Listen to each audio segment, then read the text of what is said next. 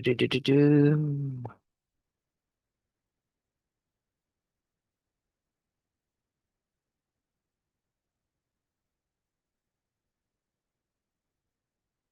Okay, here we go.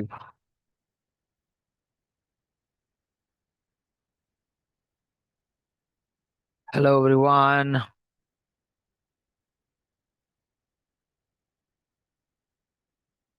Okay, 6 people are there online. Good evening, everyone. Welcome back again to Analytics with Anand. So this time I'm pretty early. Last time we have seen 2 days back. I was live where we have discussed.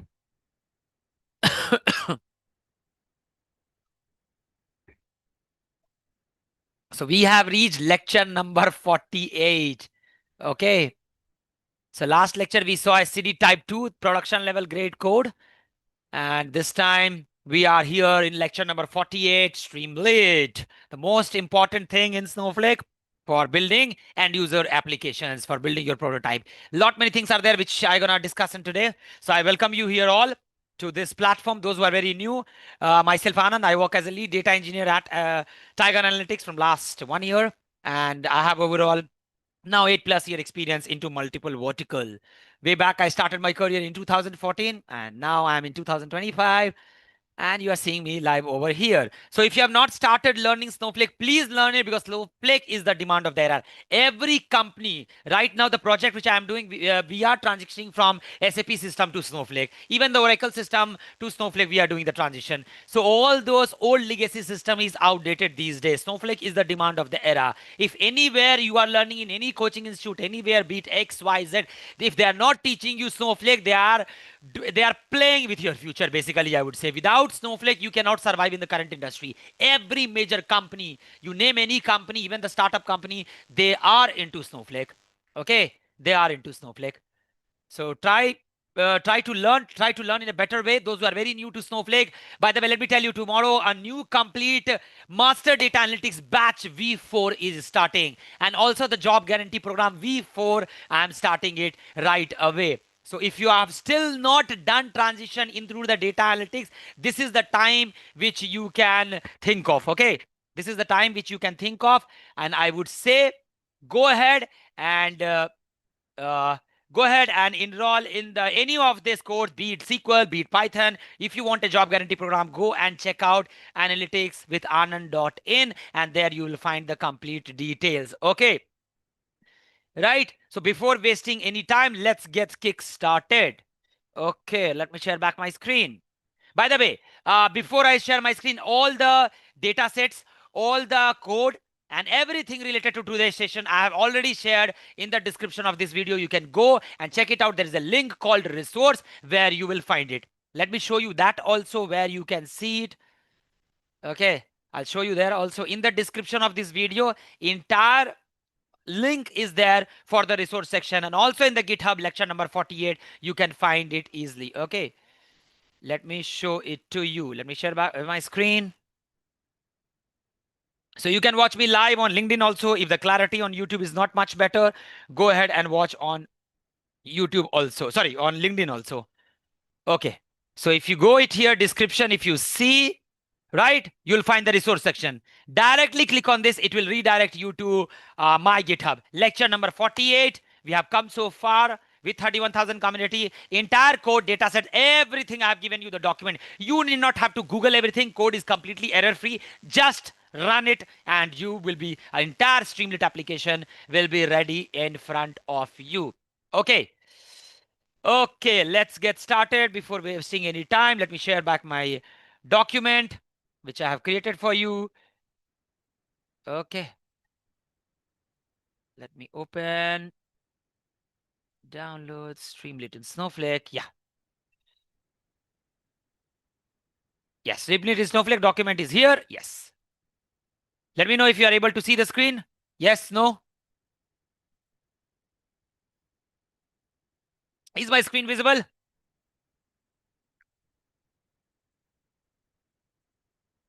Say yes, no in the chat. Are you able to see the screen, right?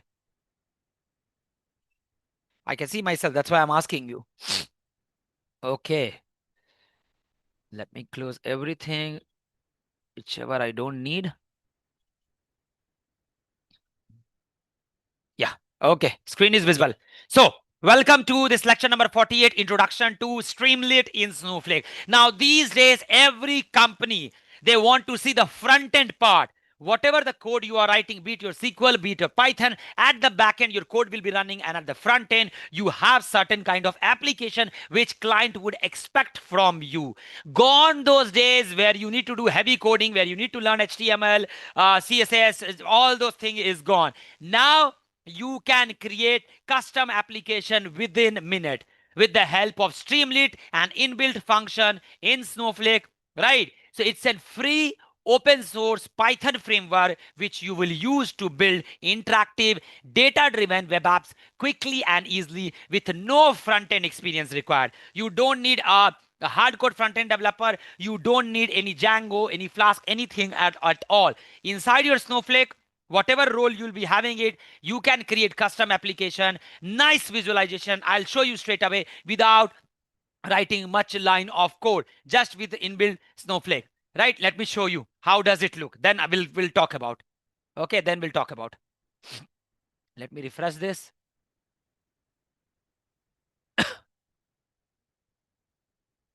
Yeah.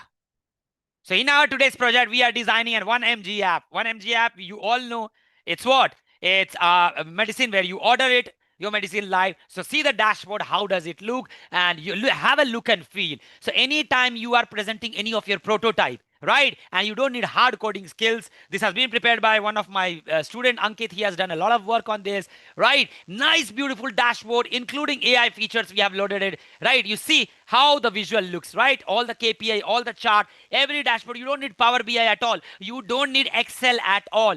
Just with one tool, Snowflake, inside this, you can create it, and also you can deploy it straight away. All the filter nicely it will be applied, right? And you can see what all details you are having it, how much sales, order, and what all details you have enabled. Everything you can see it right away from the screen. So how the screen is designed, right? I will give you the complete code. I will explain you each and every part of it. So listen me very, very carefully. All you have to do, run this code. The code is completely error free.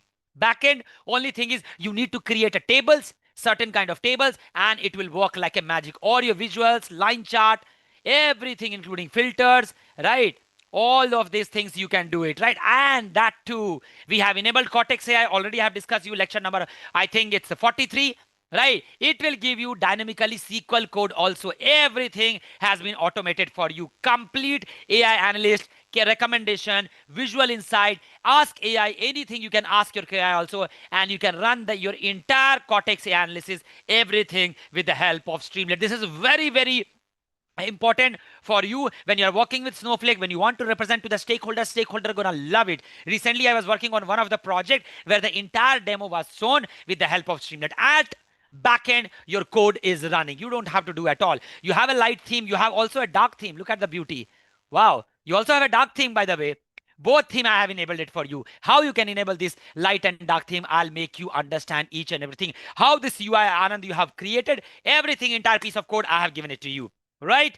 So just try it out. Lot of Streamlit application I would like to see. Soon I will be launching a nice Streamlit app competition where you will get straight 10,000 rupees from my side if I see that app to be very, very good. And I'll also tell you how to deploy it. Soon I will run that challenge live on my platform. So just stay tuned, understand what Streamlit is, and understand how AI information can help us in the understanding of all of this. Okay.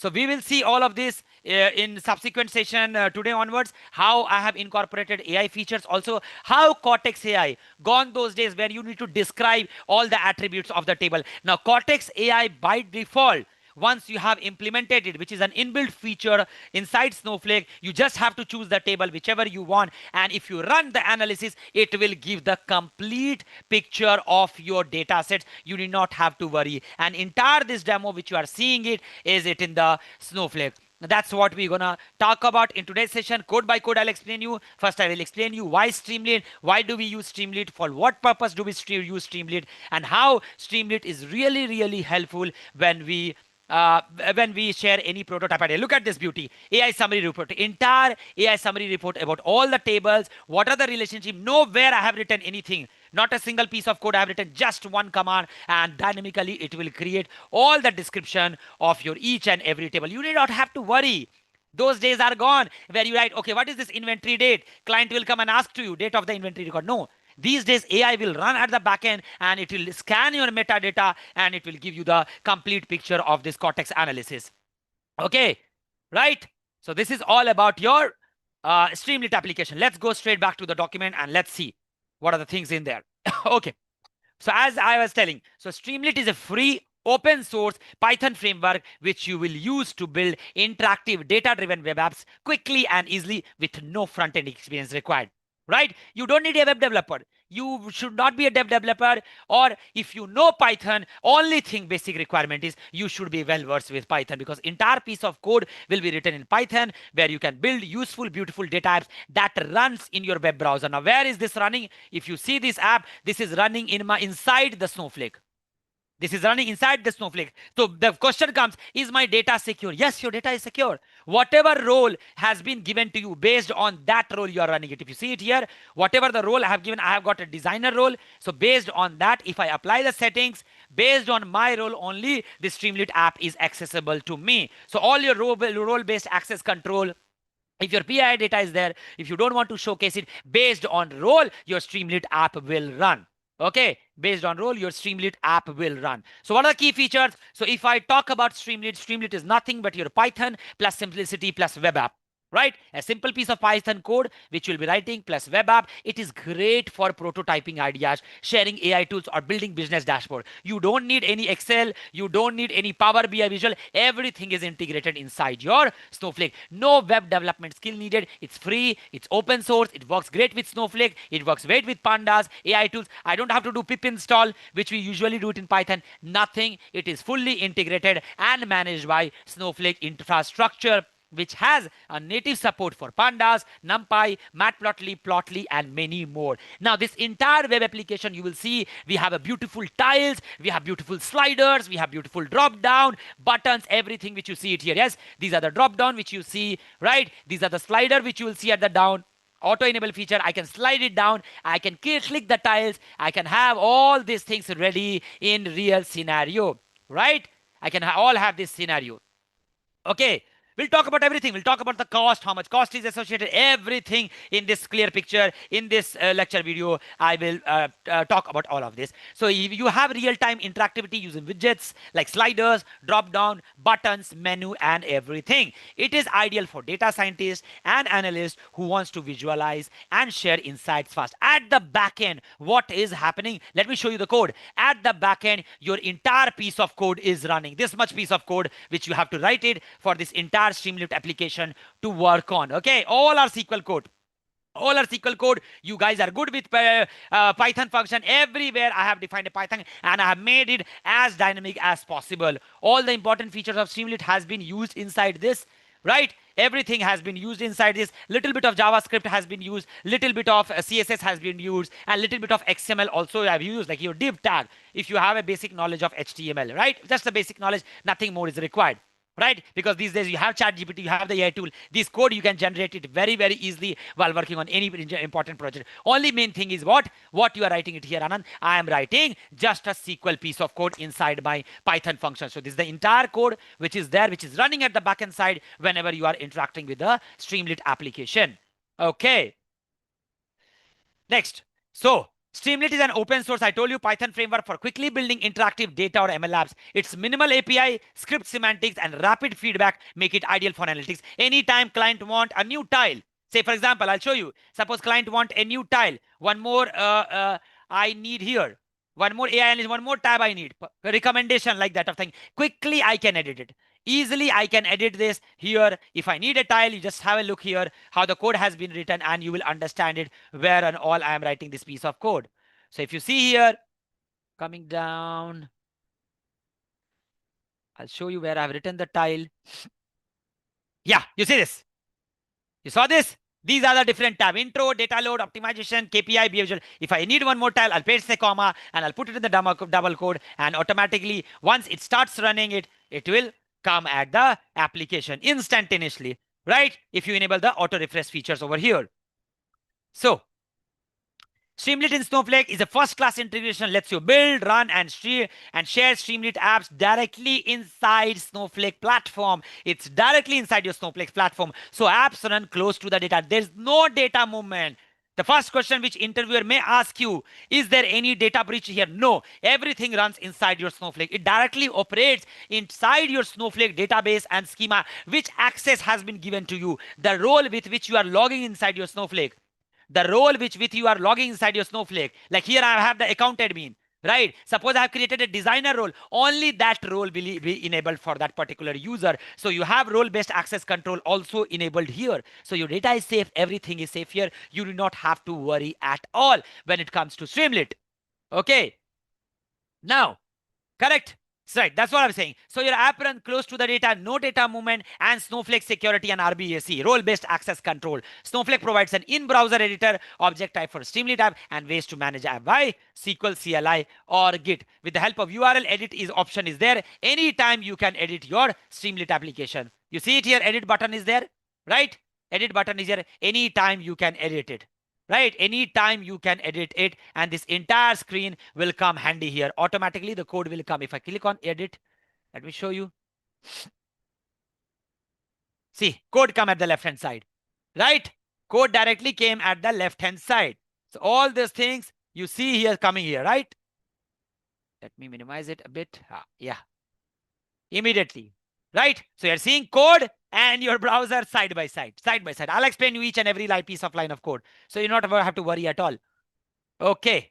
Yes. Why use Streamlit? Why basically, Anand? Why you are teaching the topic? Because traditionally, if someone wanted to build a web app, what they would? First of all, they need the front-end tools like HTML, CSS, JavaScript, web framework, Flask, Django, hosting, deployment, everything you need this there. Gone those days. Now with the help of Streamlit, it removes all that complexity. You just write a Python script, add a few special commands. Right, only thing in this session, I'll make you understand what are the commands which is there in Streamlit. Like we have import numpy as np, right? You have a different alias name. For numpy you call np, for pandas you call pd. So for Streamlit we will call import Streamlit as st. So you have st.write, you have st.button for the button, you have st.slider for the slider thing. Only these things, 15 objects, you need to remember it, which I'll showcase to you, and Streamlit handle everything else, including the UI part. You don't have to worry at all.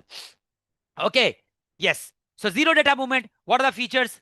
What are the features? There's a zero data movement. Your app logic run near the data, query execute in Snowflake, reducing latency and exposure. There's no latency at all. There's no data exposure, right? When it comes to the security and governance, apps run under Snowflake run, which I've been telling you from the beginning. You can use Snowflake RBAC to control who sees or runs an app. Everything you can implement it. Simplified deployment. Snowflake provides no site editor. You can create Streamlit and CLI. You can integrate it. You can deploy it, or you can replace the apps. So it works in a very simplified deployment manner, and it has a developer ergonomics. So Streamlit Easy API plus Snowpark for Python gives a pleasant dev experience for data engineers and analysts. It's a boon to data analysts. It's a boon to data engineer. So data engineer will run the entire piece of code, and if I want to show them the prototype, how my backend SQL code is running, just with the help of Streamlit for the demo purpose, you can use it. And trust me, guys, client love this. Client basically love this. You just have to share them the URL of your Streamlit application. They will be able to see there live, right? And your backend data is hidden.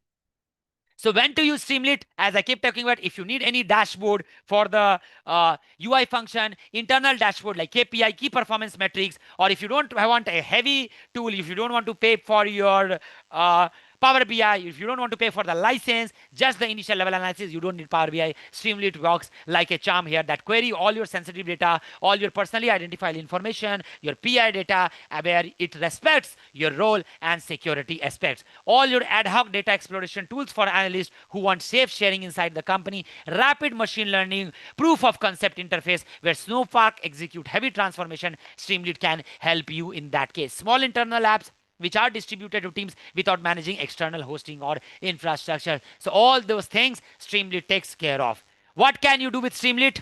Again, the same question. So any question which will be asked in interview, if you are going for the your data analytics interview or data engineering, talk about Streamlit. I want all of you to talk about Streamlit after today's discussion.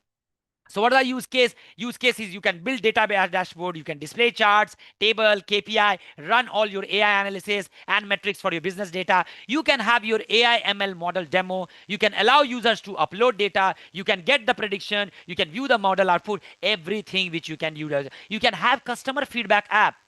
The challenge which I'll be running, I'll share you the real data from one company, okay, from your hotel management company, and I want to see what beautiful Streamlit application you've done. The best top three will get 10,000, 5,000, and 2,000 rupees. Sorry, 10,000, 7,000, and 5,000 rupees from my side. I would like to see. Soon the challenge will be out. Wait for one more week, and then we'll share this challenge. First, understand what Streamlit is all about.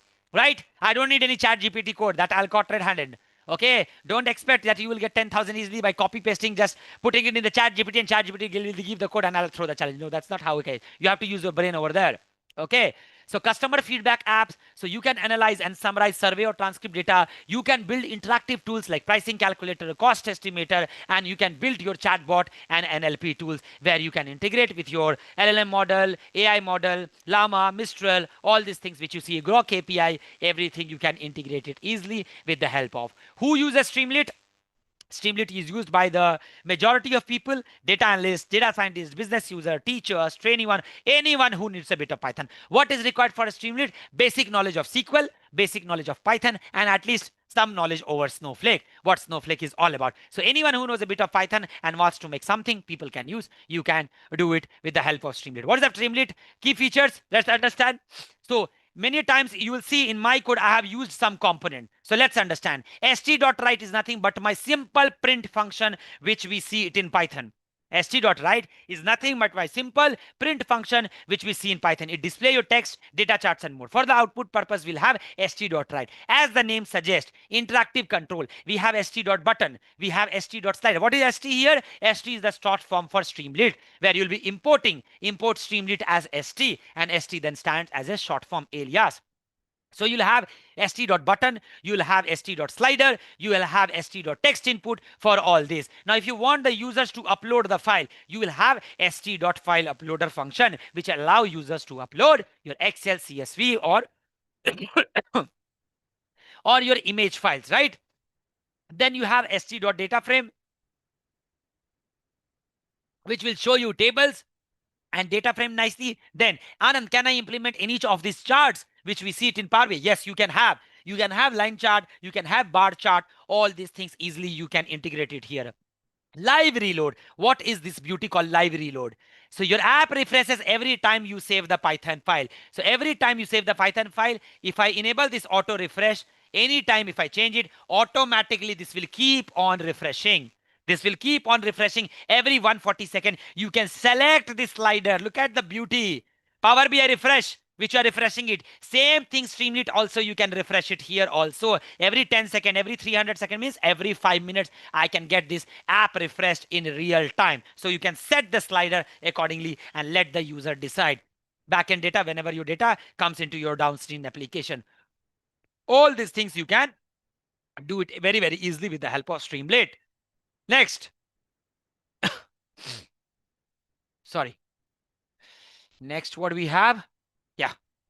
You very simple deployment, very easily deployable to the cloud. You can upload it into your Streamlit cloud, or you can upload into the Snowflake. Suppose I have created this app and I want to deploy it anywhere, right? So this app will be residing in some external, this app will be residing in some warehouse. You need a database, you need a schema, and then accordingly you can also deploy this. Okay, see the sharing option, share Streamlit app, add role to share with. You can share with analysts. That's the beauty which I was talking about. If you have multiple roles, suppose I'm an analyst, I can share with the analyst. I'm the role, just I need to copy link, see this owner. Yes, now when you are sharing, what you want the user? View and share. Can the user only view it or share it? Both you can do it, right? Both you can do it. Now, I'm giving the link in the URL. Just try whether you can have it or not. If I'm sharing with the public, just check this whether you can view it or not. I'm copying the link and I'm pasting it in the chat. Let me know if you are able to view it. I would like to see whether you are able to view it or not. Just try this out and see whether this app works for you. And let me know if you are able to see it in the comment section. Okay. Let me know what error you faced. I would like to know in the chat section. Okay. Yes. So simple deployment, I can deploy it inside my Snowflake. I can create a custom URL and accordingly I can share. Now comes the most important part. The beauty of this cloud environment while working in Snowflake. What is the beauty? Cost. What about the cost, Anand?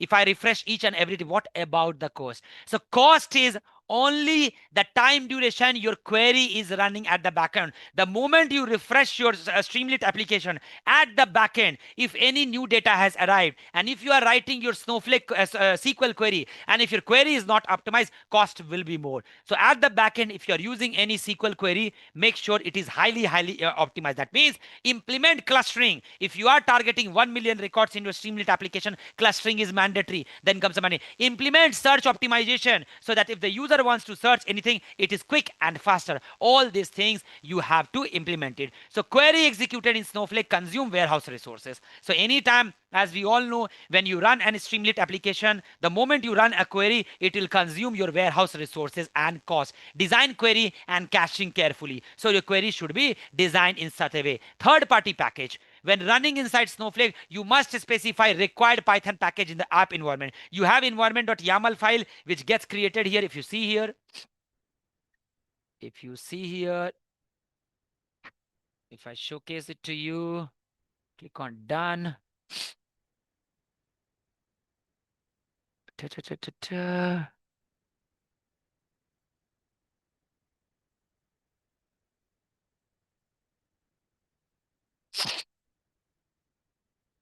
Oh, my bad.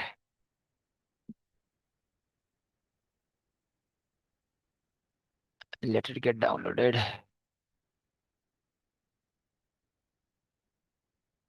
Showing cache, you see? It's showing cache. So the same code, if you want to run, it will work like this. It will tell showing cache. Okay. So where is this app is hosted? This app is hosted in SalesDB and raw schema. That we'll talk about. Okay. That will talk about how to create and all those things. You don't worry at all. Okay, so third-party package, if you want to import any libraries, you need to specify under environment.yaml file. Not every arbitrary native library may be available. Snowflake provides environment configuration in this project where you can have this entire configuration. External network calls, depending upon Snowflake account or network policy, outbound network calls may be restricted, affecting calling external. But that's why the link which I have shared with you, can someone open the link and let me know if you are able to access it? Are you able to access this link? Yes, no? Are you able to access this link? Yes, no. Let me open in incognito mode and see what error I'm getting it. Okay. So the link which I've shared with you, copy. And if I open in incognito mode, what does it show it to me?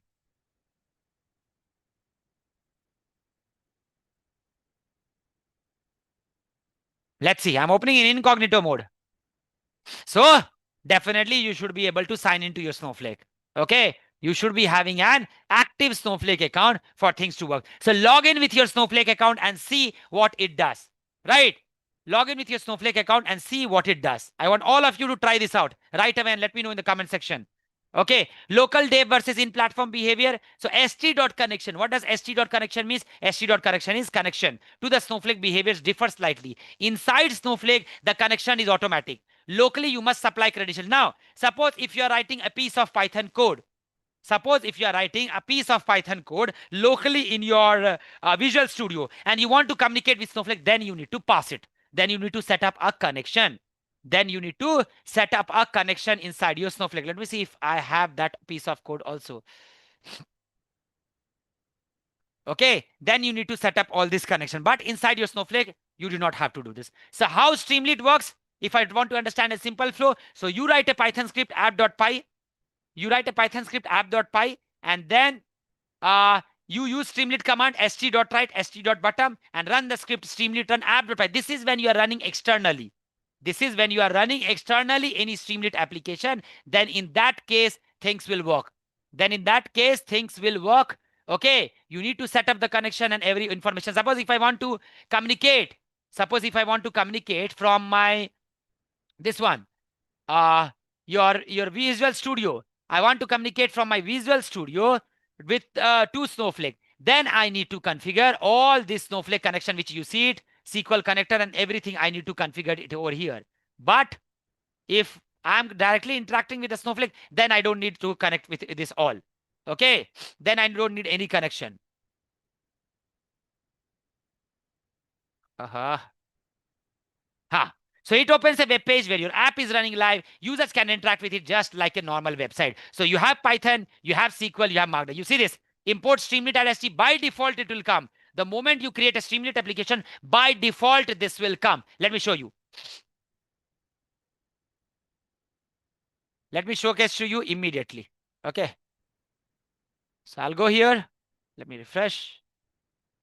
So I'll go to the Home tab where the Streamlit is present. Where the Streamlit is present. Inside the project here. All the. Click on Streamlit. Just creating a dummy Streamlit app. Click on Streamlit. Plus Streamlit app. Select Streamlit. Streamlit. Live. Demo. Choose a database. Demo database I'm choosing. Choose a schema. Demo schema I'm choosing. Choose a warehouse, whichever you want, demo warehouse. So Streamlit need an active database, an active schema, an active warehouse, and click on create. And click on create and see the magic, what it does for you. Did I write any piece of code? No. I have not written a single piece of code. By default, automatically it came. By default, automatically it came. I did not do anything at all. By default, automatically it came. Code is coming on the left-hand side and Streamlit app is coming on the right-hand side. Let me explain you a few important stuff before going into detail. So the first step, by default, Snowflake gives you import Streamlit as ST. We all know, right? So Streamlit is a package which is inbuilt inside my Snowflake. So that by default, Snowflake imported. Then from the snowflake.snowpark, right? Snowpark is a features of Snowflake where you can write your custom ML model, where you can write your custom Python code, right? From there, I'm getting an active session. Make sure your Streamlit app will only work when you have a session as active. You see this? Session is active. What will happen if I end the session? Let's see. Let's end the session. Okay, let's end the session. So I've ended it, right? Run button is not there. Do you see this? Run button is disabled. So you need an active session for your Streamlit to work. So click on start session. Then whatever changes you are doing it in the code, it will start working on. First of all, how this came in bold color. How this came in bold color, I have created st.title. I have created st.title. How this balloon is coming, balloon was written here. That's why balloon is coming. Okay, balloon was written here. That's why balloon was coming here. I have removed the balloon. I have removed the balloon. And then if I run it, see the balloon will be gone, right? So this is how st.title works. st.title works. Balloon I have given just an icon, right? Then you have st.write. What does st.write does? st.write is nothing but a print statement. st.write is nothing but a print statement, which you are seeing straight away here. st.write. Replace this example with your own code. And if you are new to Streamlit, check out easy to follow guide, streamlit.io.in. Yes, this is what it came, right? This is what it is coming. If you want to underline any piece of information link, just HTML concept you have to use. What you have to do? Just pass it in square bracket and give the link. If you want any, suppose you want to build your portfolio, the moment I click on it, it should redirect to my LinkedIn account. It should redirect to my LinkedIn account. If I give here LinkedIn, so if I open my LinkedIn here, say for example, I'm opening this LinkedIn, okay? Let's see in reality how things are happening. And if I just do this, and if I run this, look what will happen. Now if I click on this, it is redirecting to me LinkedIn. Just an HTML tag. Understood? Just an HTML tag. Anything if you want to link it, just place it in the square bracket and then things will work. Okay, then this one. Now, then come the slider. What is this, Anand? What are this slider? This is nothing but a slider. High five, 80%, 50%, 60%. How you are doing this? Nothing. So you need to use a component called st.slider. Streamlit.slider. Streamlit.slider. The first one is the slider name. The first one, the slider name. Minimum value, suppose minimum value I want to give the 10. Maximum value I want to give 90. And the default value 60. Whenever you are opening Streamlit for the first time, what is the default value? It will be pointing to 60. So this will help to enter the number of high five you gave. Now if I run this, Yeah, you see, by default it is 60. Minimum is 10, maximum is 90. So slider is also done. You have understood how the slider works. Then comes a data frame. What is data frame, guys? Data frame is nothing but a Python. It creates a very uniform table structure if you know Python. So here with the help of session, once your session is active, from your session, you are using a function called create data frame. Create data frame. You are passing 5025 Q1, 5025 Q1, and you're passing 2035 Q2 high 5 value. This value you are passing it from your slider. Very beautiful use of variable concept here. And then you're passing it, then you're converting it to a pandas. We all know to convert to a pandas data frame, right? Create data frame to pandas I'm converting. Then how I am finding this header number of high 5? I am creating st.subheader. I'm creating st.subheader. Header is coming here. Then I'm creating st.bar chart. How you are creating on a bar chart? X-axis is your quarter, y-axis is your high 5, and data is your query data, the variable where you have created your pandas data frame that you are passing it, right? And again subheader, underlying data and data frame. Again I'm having it. Use container width equals to 2 so that your data, the table structure fit nicely. So the first one is the high 5, 50. Second one is the first bump. And the third one is the quarter 1, quarter 2, and quarter 3. This I have passed it here. That's why I told you basic knowledge of Python is necessary. That's it. And your Streamlit app is ready. That's it. And your Streamlit app is ready. Okay. That's it. Your Streamlit app is ready in real time. So this is how a basic overview of Streamlit works. Hope you got a very, very basic clear picture. So this is how, right? So you can write, it opens a web page where you run, app is running live, users can interact with it just. So I have written import Streamlit as st.title, hello Streamlit, and then I have written, this is your first interactive web app. See how it is writing. So title will automatically by default, it will come in bold, and the moment you write write is nothing but a print statement which comes as it is. So I've used the union all function, select Friday as snow day, 0.2 as chance of snow. So there is 20% chance of snow on Friday, 50% on Saturday 9. Union all you all know, right? Used for the appending of the rows, including duplicate. So I have created this. Then what I'm doing? Nothing. I'm just plotting a line chart. I'm just plotting a line chart. Okay. I'm just plotting a line chart here. Correct. Try to yourself and show off your skill. You see it here. st.sidebar.header. All those things. This is how it comes, AI powered data analysis tool. How you are getting this on the left hand side. The most important aspect here, Anand, how you are getting everything on the left hand side. If you see this example, 1mg example, how this left hand side is coming. This you need to understand. Very, very important. This is nothing but your sidebar, guys. Again, I'm repeating. This is nothing but your sidebar. st.sidebar. st.sidebar. You are seeing this Tata 1mg, which is coming on the left hand side. How I'm getting this? With the help of st.sidebar.header. Theme settings. Exactly, you are getting the same thing. This only I have copy pasted here. st.sidebar.header. Theme settings. Remember this. Again, connection setting. st.sidebar.header. Connection settings. st.sidebar.header. Connection settings. Okay. st.sidebar.header. Connection settings. Right? This you have understood. Then comes to the next. Yes. So Streamlits, what are the best performance and performance tips? How your Streamlit, suppose if your Streamlit is slow, it's running very slow, or it is time to load taking data, you can use Streamlit.cache data. So next time, if you're running the Streamlit application, if the new data has not arrived into the picture, you can get a Streamlit result from your cache for repeat queries. Reduces repeated warehouse consumption. So you won't have to trigger your warehouse again and again. Push computation to Snowflake, use Snowpark. Rather than pulling raw data into Python for processing, many a time I have seen people connect Snowflake to Python and then they configure the raw data. So rather than doing that, use the concept of Snowpark, which is my next lecture, lecture number 49, which I'll discuss on Snowpark. You can use the Snowpark features where you can write all your Python code, SQL code and everything, and it will really help you. Then minimize the query size, select only needed column, use limit in development. You see here, select only the limited column. Whichever column you want in your SQL code, select that only. Do not select any unnecessary column and limit your record. Suppose you want to show top 5, top 10, top 20, then limit your records accordingly. Limit your record accordingly. Okay. Right, this is another features.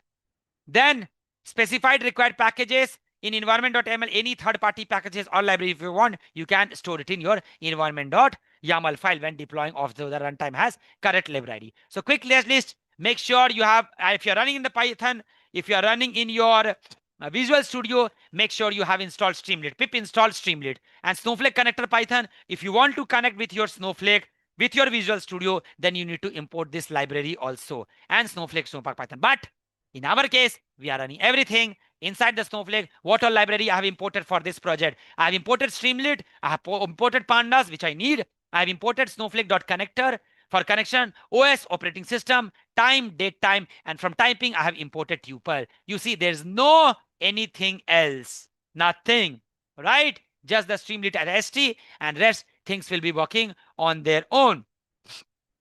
Coming back to the next picture. Yes, for local testing, you can create a secret file and you can use st.connection Snowflake in Snowflake environment, right? That's what. Now let's take a look at the connection and runtime behavior. What happens when you connect credential, when you supply credential? So when an app is running in Streamlit in Snowflake, st.connection Snowflake connects automatically using the app owner role without further configuration. So whatever the role has been given to me, you see it here. What role has been given to me? Database, if I connected sales DB, schema, I'm connecting raw, and warehouse started, say, for example, role is designer. And if I click on apply settings, I'm directly connected to my Snowflake based on my role. If that role exists, if that role has been provided to me, I can directly enable that. So it also implement role-based access control.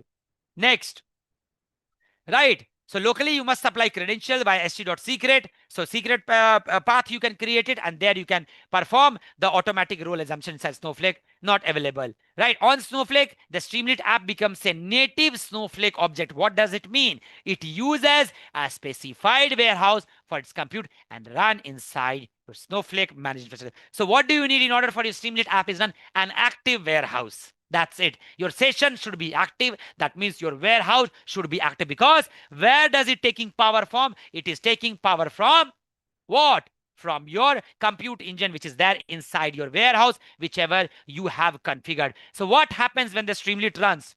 So when do the Streamlit app, when deployed in Snowflake, is tied to a query warehouse. Very, very important. Internal implementation, I'm telling you, right? So whatever things happen at Analytics with Anand, I teach to the end. Whatever I have learned, whatever I have gained knowledge, everything I teach you, so that you don't get stuck in the interview. So it is tied to a query warehouse. That's why when you are creating a Streamlit application, it has asked you, Anand, which is the warehouse, which is the database, which is the schema you want, right? To run a Streamlit app, you must select a single virtual warehouse. So if anyone asks you, does Streamlit requires an active warehouse? Yes, Streamlit needs a single active virtual warehouse to run both the app itself and its query. Now, the warehouse remains active while the WebSocket connection between the user browser and the Streamlit app is open. So as long as your session is open, which you see it here, active, as long as your session is active, warehouse remains in the active state. Warehouse is in the active state, okay? Warehouse in the active state, right? While its idle time is approximately 15 minutes, the warehouse may auto-suspend. Idle time of Streamlit application is 15 minutes. If it has not been used by any user, approx, the warehouse may auto-suspend it. The apps are stored. Where are these files are stored? Where are these files are stored? All these files code are stored in an internal stage or Snowflake object system. They run near the data, so less data movement, and are secured by a Snowflake role and access control. I kept talking all about since beginning. Snowflake support, Streamlit support, RBAC, role-based access control. Now, there is a function called st.connection, which you will see it here. What exactly it does? So if I see st.connection here, what exactly it does, you will see it. I'm connecting actively with the help of Snowflake. Yeah, I'm passing all your DB details. You see this? Which database, Anand, which schema, which warehouse, which role, all with the help of variable. All with the help of variable. What is your user? What is your password? What are your account details? Everything is passing. This is what I meant to say. st.connector.connect, snowflake.connector.connect, where you'll passing your username, password in order to validate it, account details.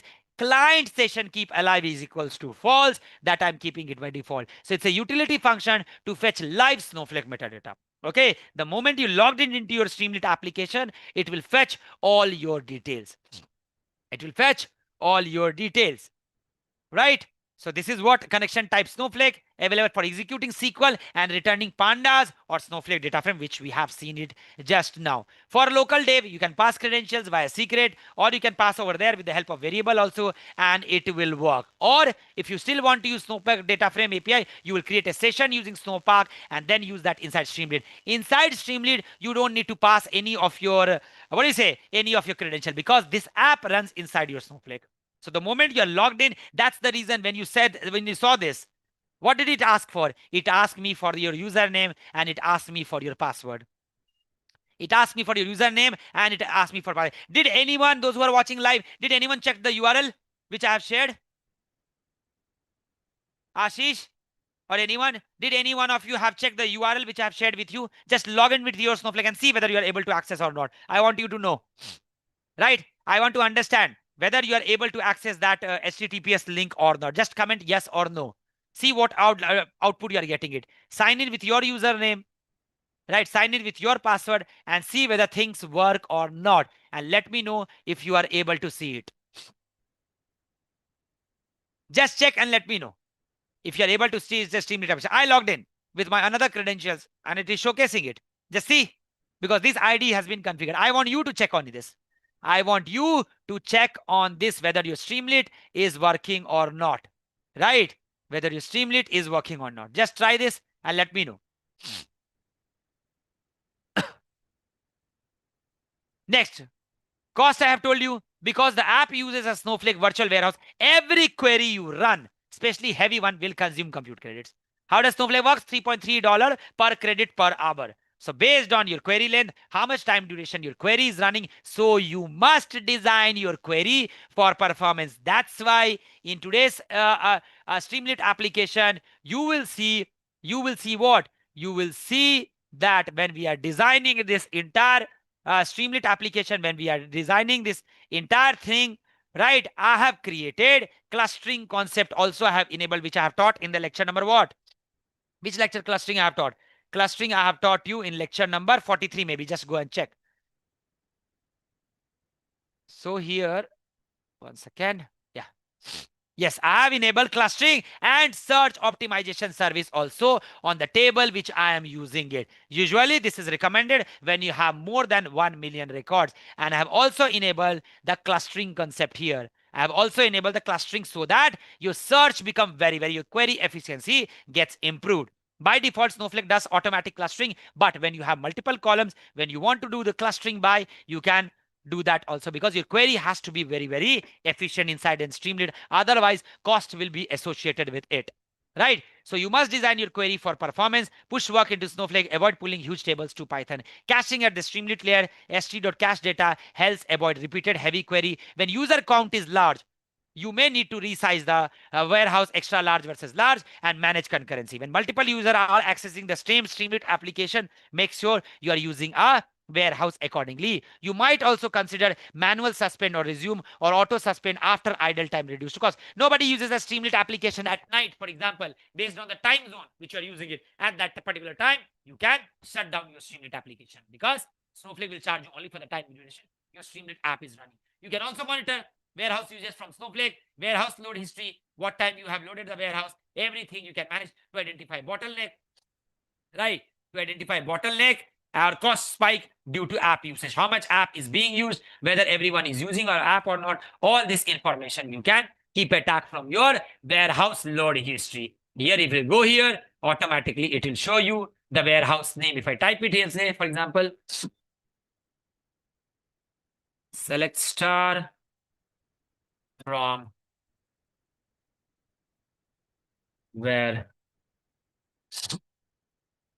warehouse name equals to warehouse Snow Pro. Let's see what warehouse, how much we have used this. So all this monitoring, you can do this, okay? All this monitoring, you can do this. See this. Warehouse ID, Snow Pro, when it has been used. Average running time, right? Average queuing loading, provisioning, right? Average number of block time. Everything it is showing you when and where you have used. So you can keep a tie of this. How many times this warehouse has been used, right? These are just in seconds. So all this you can keep a tab information. right? So you can identify bottleneck cost and you can reduce the cost also. Important billing compute detail. The warehouse remains active while the WebSocket connection between browser and backend is open. After 15 minutes idle, the connection expires and the warehouse gets auto suspended. Okay, you can adjust the time mode by providing the configuration.toml in the stage under .streamlit with snowflake.stream. Streamlit sleep time audit equals to X. You can enable this also inside the settings app. How much time what you want after 15 minutes, after 20 minutes, that also you can set it down. Right? Let's quickly talk about the summary and let's go straight back to the demo of the code which we need to write it. So Streamlit add code. What is the purpose? UI plus logic. Use Streamlit widgets plus data access easily. The front end application, if you want to design it, this will really come very handy. Snowflake warehouse use. Yes, it uses an active compute Snowflake warehouse where you can run your code and query. Must be specified. Cost and auto suspend matters over here. Your code is stored inside your asset configuration file under the staging file, which you can upload via command line interface or you can upload via the stage. RBAC, robust access control and security. Yes, you can control your Streamlit application. Whosoever is the user, you can give them him or her access and accordingly it will work. Right? User interacts via widgets, client server model. It works on the client server model. Deployment tools, you can deploy it. Right? You can deploy it in your Streamlit or to the third-party app also. Right, which you can connect to your Snowflake data using st.connect. What are the components which I want to tell you? Sidebar I explained you for the sidebar. Header I have explained you for the header. There is also a divider, a simple horizontal line which you see st.markdown. What is this, Anand? st.markdown. Every component I'm explaining you so that things become easier. What is this markdown? A simple line which you see it here. Can you see a line? Let me annotate it and showcase it to you. Can you see this line? Right? A horizontal line which you see it here. Here also you have a horizontal line. This is what? This is your st.markdown. This is nothing but your st.markdown. Remember this. st.markdown. A fine thin line. That is your st.markdown. Okay? st.markdown. Then you have a caption. Display small gray colored caption text for note for explanation. st.caption. Markdown. Already I have shown you horizontal divider line. Expander creates a collapsible section to hide or show additional content. You can expand it to show the full information or you can hide it to show only the limited information. Sidebar, I have told you all the side elements which you see it, that inside the sidebar, if you want to add one header, you can have sidebar.header. Right? You can have sidebar.header. Add a header section inside the software. Then toast. What is this toast? That's not a bread toast. It's a small temporary pop-up notification on the app screen. Small temporary pop-up notification on the app screen. Then sidebar.select box. What is this select box, Anand? It adds a drop-down menu, highly used. 99% of the time you will use this select box, right? Which is this select box. If you see, which is nothing but this is all our select box. All our select box. So many are coming. All are select box, right? All are select box. So this is the select box. Adds a drop-down menu, select box inside sidebar. Then st.sidebar.success display green success message inside the sidebar. Let me show you. Let me show you quickly. So if I click on load all table, if I run, you see this. It will come in green color. Okay. Session was not active. Let me come again. Now the session is active. Let's see. Yeah, you see this. Green. How this is coming, Anand? How this is coming? How your table is getting loaded? st.success. Okay. This all information you will pass inside your st.success. Okay. st.success. It won't come here because there are so many pieces of code. So st.success. Remember that one. So first I'm teaching you all the components so that things become easier for you. Right? Then what is that info? It displays an additional blue message inside the sidebar. It displays an informational blue message. So if you write st.sidebar.info, it will display a message in blue. If you write st.sidebar.success, it will display a green success message. Right? st.success shows a green success alert box in the main page area. st.write is your print function, which is Python. Right? st.button is a clickable button to trigger an action or function, and st.error displays a red error message box for error and validation. So this was all about the component. This was all about the Streamlit. Beyond this component, you won't be using this. Trust me, this is more than enough. This is more than enough. ChatGPT is there to help you out anytime while designing Streamlit application. If you get stuck, you have my this code template. Get it ready. ChatGPT will really come handy in that case. Now let's go back straight to our demo. So first of all, what we will be doing it. Let me go to the worksheet. Let's come back here. So first of all, we'll create one active warehouse. Okay. We'll have one active warehouse called your warehouse Snowpro. I have created it, right? Warehouse Snowpro. So let me create one more time. So this is the warehouse you can create. I'm not recreating it. I'm just showcasing you. So I have created a warehouse called Warehouse Snowpro. Size I have taken as medium. A warehouse type I have taken as standard. Auto suspend I have taken 60 seconds. Auto resume is true. And initially suspended is true. Initially, the warehouse will be in suspended state. Once I have created this, then I'm creating a raw schema. Let me create this for you. Let me do everything from the scratch only so that it becomes easier for you. So warehouse got created. Then I'm creating a database called SalesDB. Okay. By the way, code has been given to you, so you do not have to worry. Entire piece of code is there under lecture number 47. If you come back here, let me show you lecture number 47. Where is it? Yeah. Sorry, 48. My bad. Every piece of code, whatever I've showed you, everything is here. Even the Python code, everything is here. Okay. So yeah. Let's come back here. So database, let's create a database. Use that database. Let's create a schema, raw schema. Let's use that schema. So I'm inside my SalesDB. I'm inside my raw schema. Next, then we need a file format. We all know we need a file format which will have a CSV file which will get ingested, right? Field delimiter, field skip header equals to 1, field optionally enclosed by double quotes. We'll trim the space and null if is equals to null. Okay. Once we have created it, then we are creating something called stage. By the way, this is an internal stage. External stage, so many times we have created 34, 35, 39, 40, 41, 42. Everywhere we work for external stage. So here we are creating an internal stage. Why? We will be loading the files over there. From there, we will be uploading. So file format equals to raw CSV, and we are enabling the directory table so that we can see what all files have been loaded. Let's run this. Done. Now I'll refresh it. I'll come back here. I will duplicate this tab. I'll go to my stage and I load all these files. Okay. I'll go here. I'll click on add data. I'll go to load files into a stage. Select the database. SalesDB, select the schema, raw, and browse all the file. Load all the file. Whichever CSV file I have given to you, load everything. Okay. Load everything. So I'll filter here. Comma separated values. Yeah. So customer, stores, source channel, product, fact sales, pharma data dictionary, fact presumption, inventory. Right? Open and load it.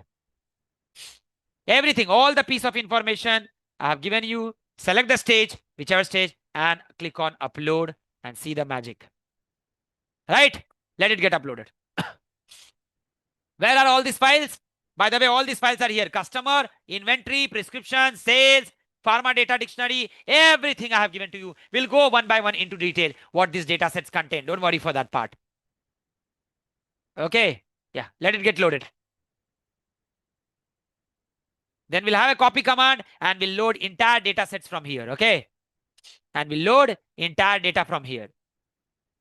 Look at this fact sales. It has 2 lakh records. So datasets has been generated for you in such a way. It's a very, very beautiful application you will see in today's Streamlit application. Okay. Entire 1mg app, we're going to design it straight away in front of you.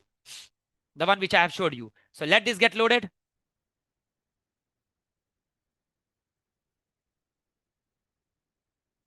Hi, Sean Flash. Okay. So this one. So let it get loaded. So we are loading in the internal stage. Then we'll use what? Copy and cut to command, as you all know. Job guarantee course के package कैसा है? Starting salary is 5 lakh. 50,000 is the starting salary. You can reach out to Pankaj Verma. He's a BCom candidate. He got 50,000 salary. If you need. Rishi Raj, I'll share his number. Just speak to him.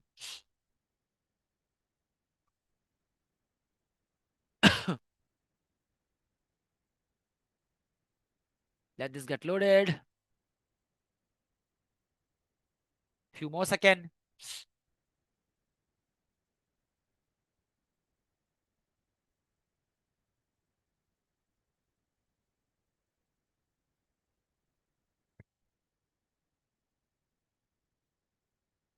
Got loaded? Go to files and let's have a see whether these files got loaded in the internal stage or not. Yes. All the files are there inside the internal stage. Now what we'll do, let's create a table one by one. So the first table is called about the product, which will have a product ID, product name, brand, category, price, packing size, and HSN code. Since this is a medical, so everything will revolve around the medical. Batch number, HSN code, right? So all the products will come here. Then we'll have a customer ID, name, which city does it belong, state, zip code, email, phone number, and gender all about. Then we'll have about stores. From which store you are purchasing the medicine, what is the store ID, store name, region ID, which region, which city, which state, and which channel does that store belongs from, right? Then we'll have a channel ID. Channel basically means whether we are purchasing the from the app or walking 1 mg store or from through doctor prescription. All those things are there. It will contain. Then we'll have a fact sales data. This will give you a complete sales picture. Order ID, when the customer has purchased, which customer has purchased, when, what product, which medicine, when and for what purpose, from which region, and what payment channel did he use for doing the payment. All these are fact tables. Then comes your prescription. Whenever doctor prescribes you any medicine, what is the prescription ID, date, doctor ID, which doctor, which patient, product, quantity, description, city, state, and in which region you have visited a doctor. Then you have an inventory, right? When you just now I walked into to get my for my cough tablet, and what? So what that guy does, pharmacist, he entered in the system and he checked whether that medicine is available or not. So what he's doing at the back end, he's checking the inventory. A call is going in the inventory, whether in the store these medicines are available or not. You have inventory date, store ID, product ID. What is the opening stock? If you are purchasing anything, you have to do -1. What is the closing stock? Which region and which purchase you are doing it. Right? Now, we all know how do you load a data? How do you load a data? We all load a data via what? We all load a data via copy into command. So copy into raw.products from your sales stage raw product.csv file format name on error equals to continue force equals to true. So let me run all of this all together and see we are copying into directly into the particular table. Okay. So I'll refresh this sales DB.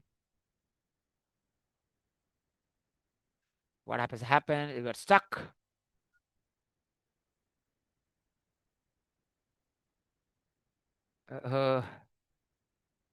Why my screen got stuck? Come on.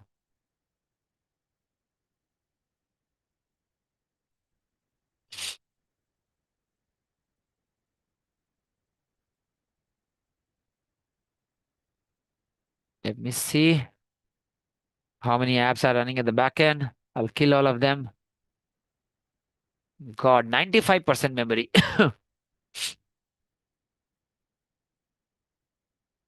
Why Slack is running at the back end? Memory usage is quite a lot here.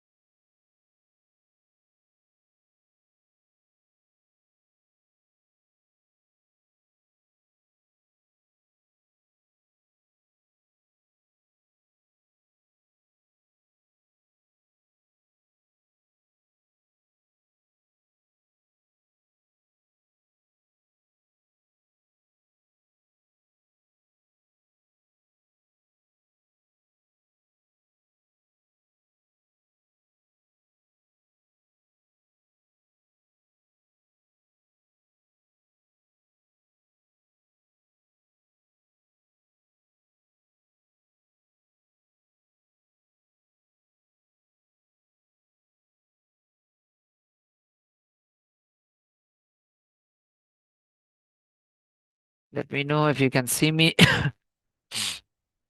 Don't know what happened. Screen got stuck, everything. Yeah, I'm live back. Can you see me? Okay.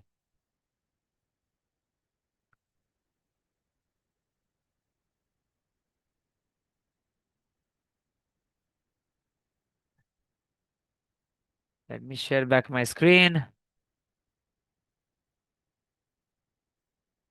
Yeah. Okay. Why the screen is stuck here, Chrome?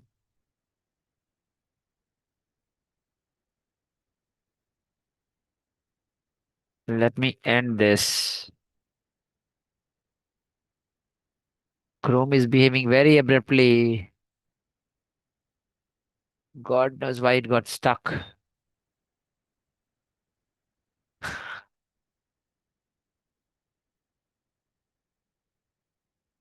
What shall I do? Shall I kill? Wait. I need to kill it. There is only one option. Steam is consuming a lot of memory.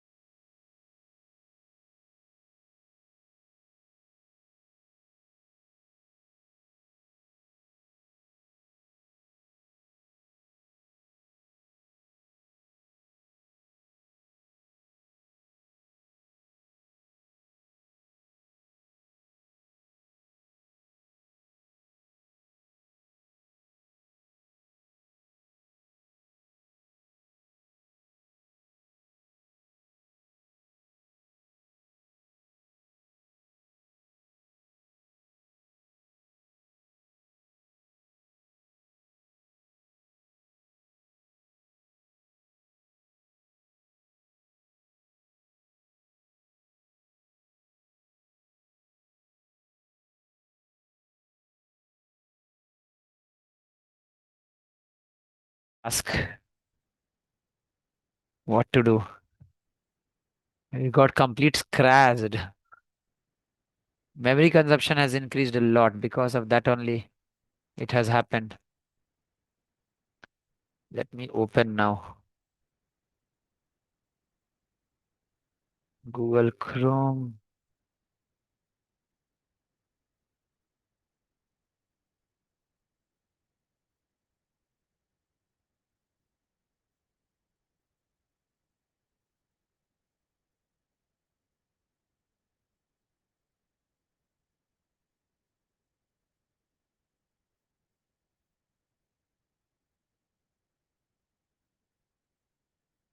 Just wait, let me share back my screen.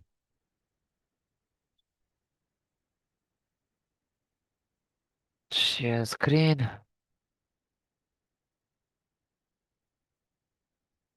God knows what has happened suddenly.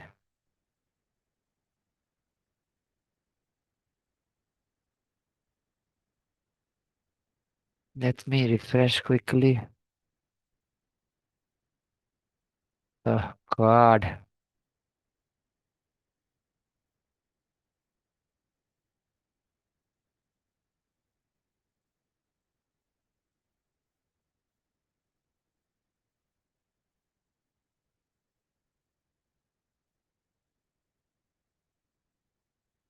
Let me re-log in. Just hold on, just hold on. Just be there. Yeah. So where was I? Yeah. So let me refresh. It has come back. Sales DB, raw. All the tables are there. Let me see if it got copied. Nothing got copied. Okay. So we were running copy into command, right? So let me run from here till here.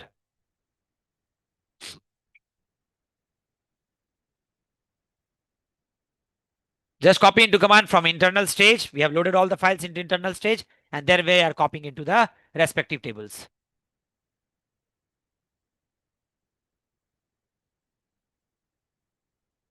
Raw fact inventory does not exist. Raw fact inventory, I forgot. Okay. I forgot to create this table. Let's make it quickly. And run this fact inventory. If anytime, if you're not able to load the data into copy command, what you need to do? Just run it this. Now do union all and see whether you have able to load all the data sets or not. Right? Which all data sets got loaded, it will show you. Okay. Inventory got loaded. Inventory, how many records are there? 30,000. Prescription, 50,000. Sales, we have 2 lakh records. Okay. Sales channel, we have 5. Stores, we have 500. Customer and product did not got loaded. Why? Because the file which I have uploaded has customer 1. And the reason I am passing it here is, let me see if this will work.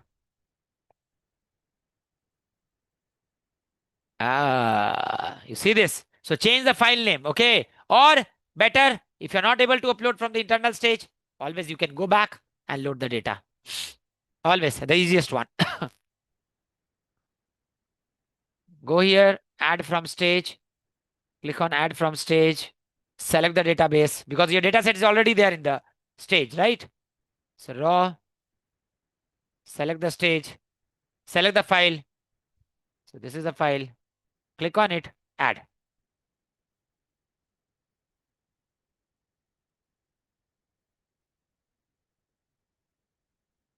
Yeah, came, just load it.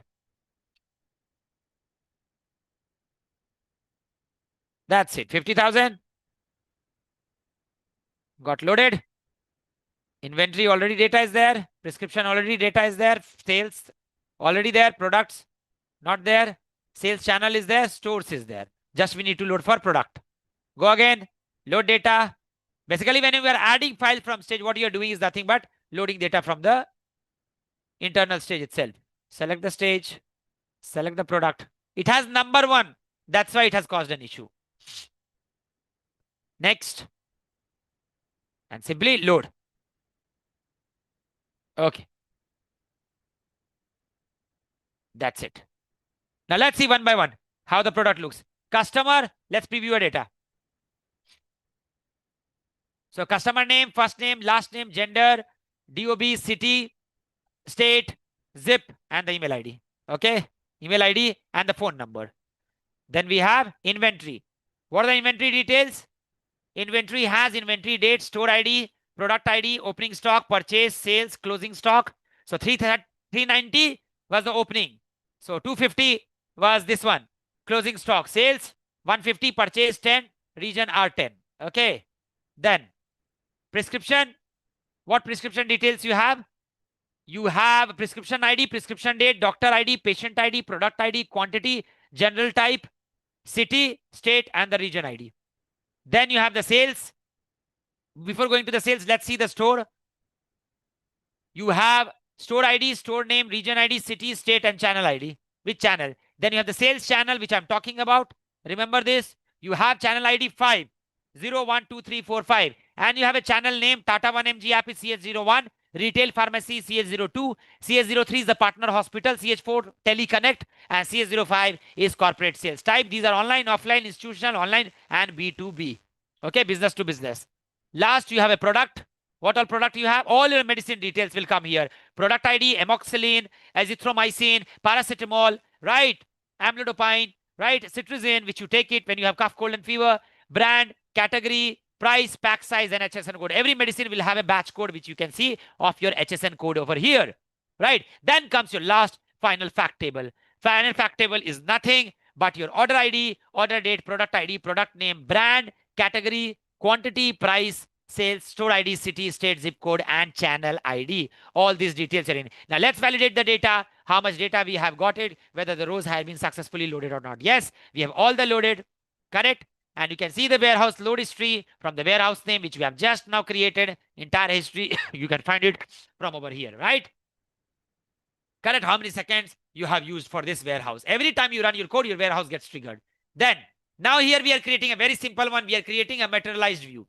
Okay, here we are creating a materialized view called raw MV daily sales summary, cluster by order date and category. And also we are doing clustering by order date and category, where we are selecting an order date, category and brand, total quantity and total sales form the fact table. Let's see this. Okay, metrics view got created. Let's select how many destination region do we have. So total we have 10 region. Now this 10 region, I need to bifurcate into different category. That we'll see it later. How many city we have? We have city, metropolitan city, Tier 1 city, Tier 2 city, Mumbai, Kolkata, Pune, Jaipur, Indore, Chandigarh, Delhi, Ahmedabad, Nagpur, Kochi, Bengaluru, Chennai, Lucknow, Noida, and Hyderabad. All these city we are taking it just for inventory purpose. Then we'll have an inventory trend. We want to show how the inventory flushing. So we have an inventory date. We have a product day ID. Opening stock, I need a sum. Purchase, sales, and the closing stock sum also I need from the inventory. This I'm running it, and I'm creating a materialized view called MV inventory trend, and it will give you all the details for that particular inventory inside my materialized view. Once this is done, then I'm enabling search optimization service for better queuing for high speed queries. So what I'm doing, I'm implementing on fact, sales, prescription, and inventory. I'm just adding search optimization because when you go to a pharmacy, he search immediately out of thousands and millions of medicines, immediately he get to know which rack he has kept. So that is nothing but search optimization. So just enable this. Just enable this, performance validation, and clustering information. Also, you can see if you have enabled clustering key, fact sales, I have, if you have enabled all the clustering information, if you have seen, there's no clustering here, there's no clustering here, there's no clustering here. Okay. So let's enable that also. Clustering, where did that code went off? I think down it is there.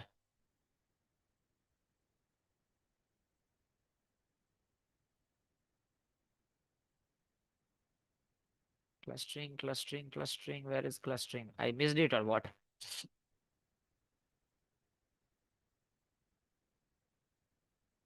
Okay, I missed it. 1 second, I'll take code from here. I think while copy pasting, I missed it. 1 second, here it will be there.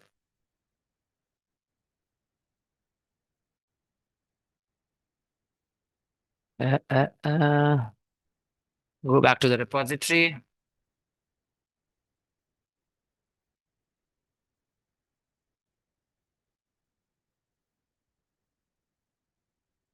Go to your Snowflake branch.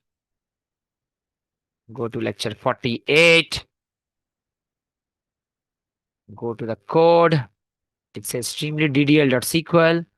Let me see where clustering I have implemented. Yeah, this one I missed it. Sorry, my bad. Okay. So after search optimization, what you can enable? Enable the clustering features, right? So I'm clustering the sales because fact sales will have millions and millions of records. So I'm clustering by order date, product ID, and channel ID. Then I'm clustering fact prescription from prescription date, product ID, region ID. Because based on product, based on prescription date, I can have the prescription. Then inventory, I'm doing clustering by inventory date, product ID, and store ID. Let's run this one by one. All this I'm doing for query efficiency because inside your Streamlit, everything should be configured accordingly. Now you can check performance clustering information for all of this. If you see here, it will show you the clustering width and everything. Right? Clustering information. What is your clustering depth? 1. You see here. Right? Number of partition and all those information, it will show it to you. It's a linear one. Product ID and total partition count is just 1. Right? Because in that case, you will go with your order ID, product ID, or channel IDs. Once it has been implemented, now let's check the sum. Fact sales and daily view summary 72,000. And how much is the daily view summary? Now you can also monitor the tab, how many data has been transferred, how many data has been loaded from the informational schema called table storage metrics. How many is the active bytes which has been active, how many time travel bytes, and how many fail safe bytes which you have enabled in your table. Now what I will do, in the raw customer, I saw something. There was not region, it was not mentioned. So what I'm doing, I'm adding a region. So I'm adding a region and then I'm updating. Wherever the city is in Mumbai, I'm calling it West. Now we have 10 region, R1 to R10, right? R1 to R10. So how we are bifurcating is East, West, North, South, Central, Northwest, Southeast, Southwest, Northwest, right? According to that. And the last one, I'm calling it unknown, okay? So this, I am updating the region name here. So now customer will also have a region. This is a very basic SQL query. First, this table was not present column. I have added the column, region name, and then I have updated the rows. If you see here, now the region name will also come. This is the later requirement which client has told me to add the region name also. Same region name I have added in the inventory table also. Wherever the region is R1, I'm calling it central, R2 is north, R3 is south, R4 is east, and accordingly. Just the region name I'm updating, because in the Streamlit application, I want you to filter by region name so that it becomes very, very easier for you. Rather than reminding what is R5, then to go back again, look for same prescription also, I'm adding it. Right? Prescription also, I'm updating it. Correct? Store also, I'm adding the region name. Right? Store also, this information, I have missed it. Store also, I have added it. Right? So if you see the distinct channel name, you will see all this channel. Right? Fact sales also, I'll add it. Yes. Channel 0 is Tata 1 MG app. Channel 2, retail pharmacy. Channel 3, partner hospital. Because in the fact sales, channel got missed. Okay. In the fact sales, channel got missed. So that was the region. I was adding both the channel name and the region name also. Okay. This is done. Now, let's see the fact sales. Yeah, channel name is there. Yes. You see here, right? Channel ID and the channel name is there. Okay. Right. So these and all are done. Now let's go back to the Streamlit application. How you will create a Streamlit application? Let me tell you. Again, you'll go here. Right. Streamlit. Click on plus Streamlit app, or you can also create from repository. You see this? Create from repository. I can create from repository. Right? App location. If there anything is in there in the repository, you can also create from that. Right? Select file in main, select database. Which database? Sales DB. Right? You can also create a Git repository and you can get from the Git. I'm uploading here directly. So I'll go here, give the name 1mg Streamlit demo. Select the database, app location schema. Sorry. Database, I'll select sales DB. Role, you select any role, whichever you want. I'll select the account admin role. Let me refresh this. Yeah. Why it is not allowing me? 1 second.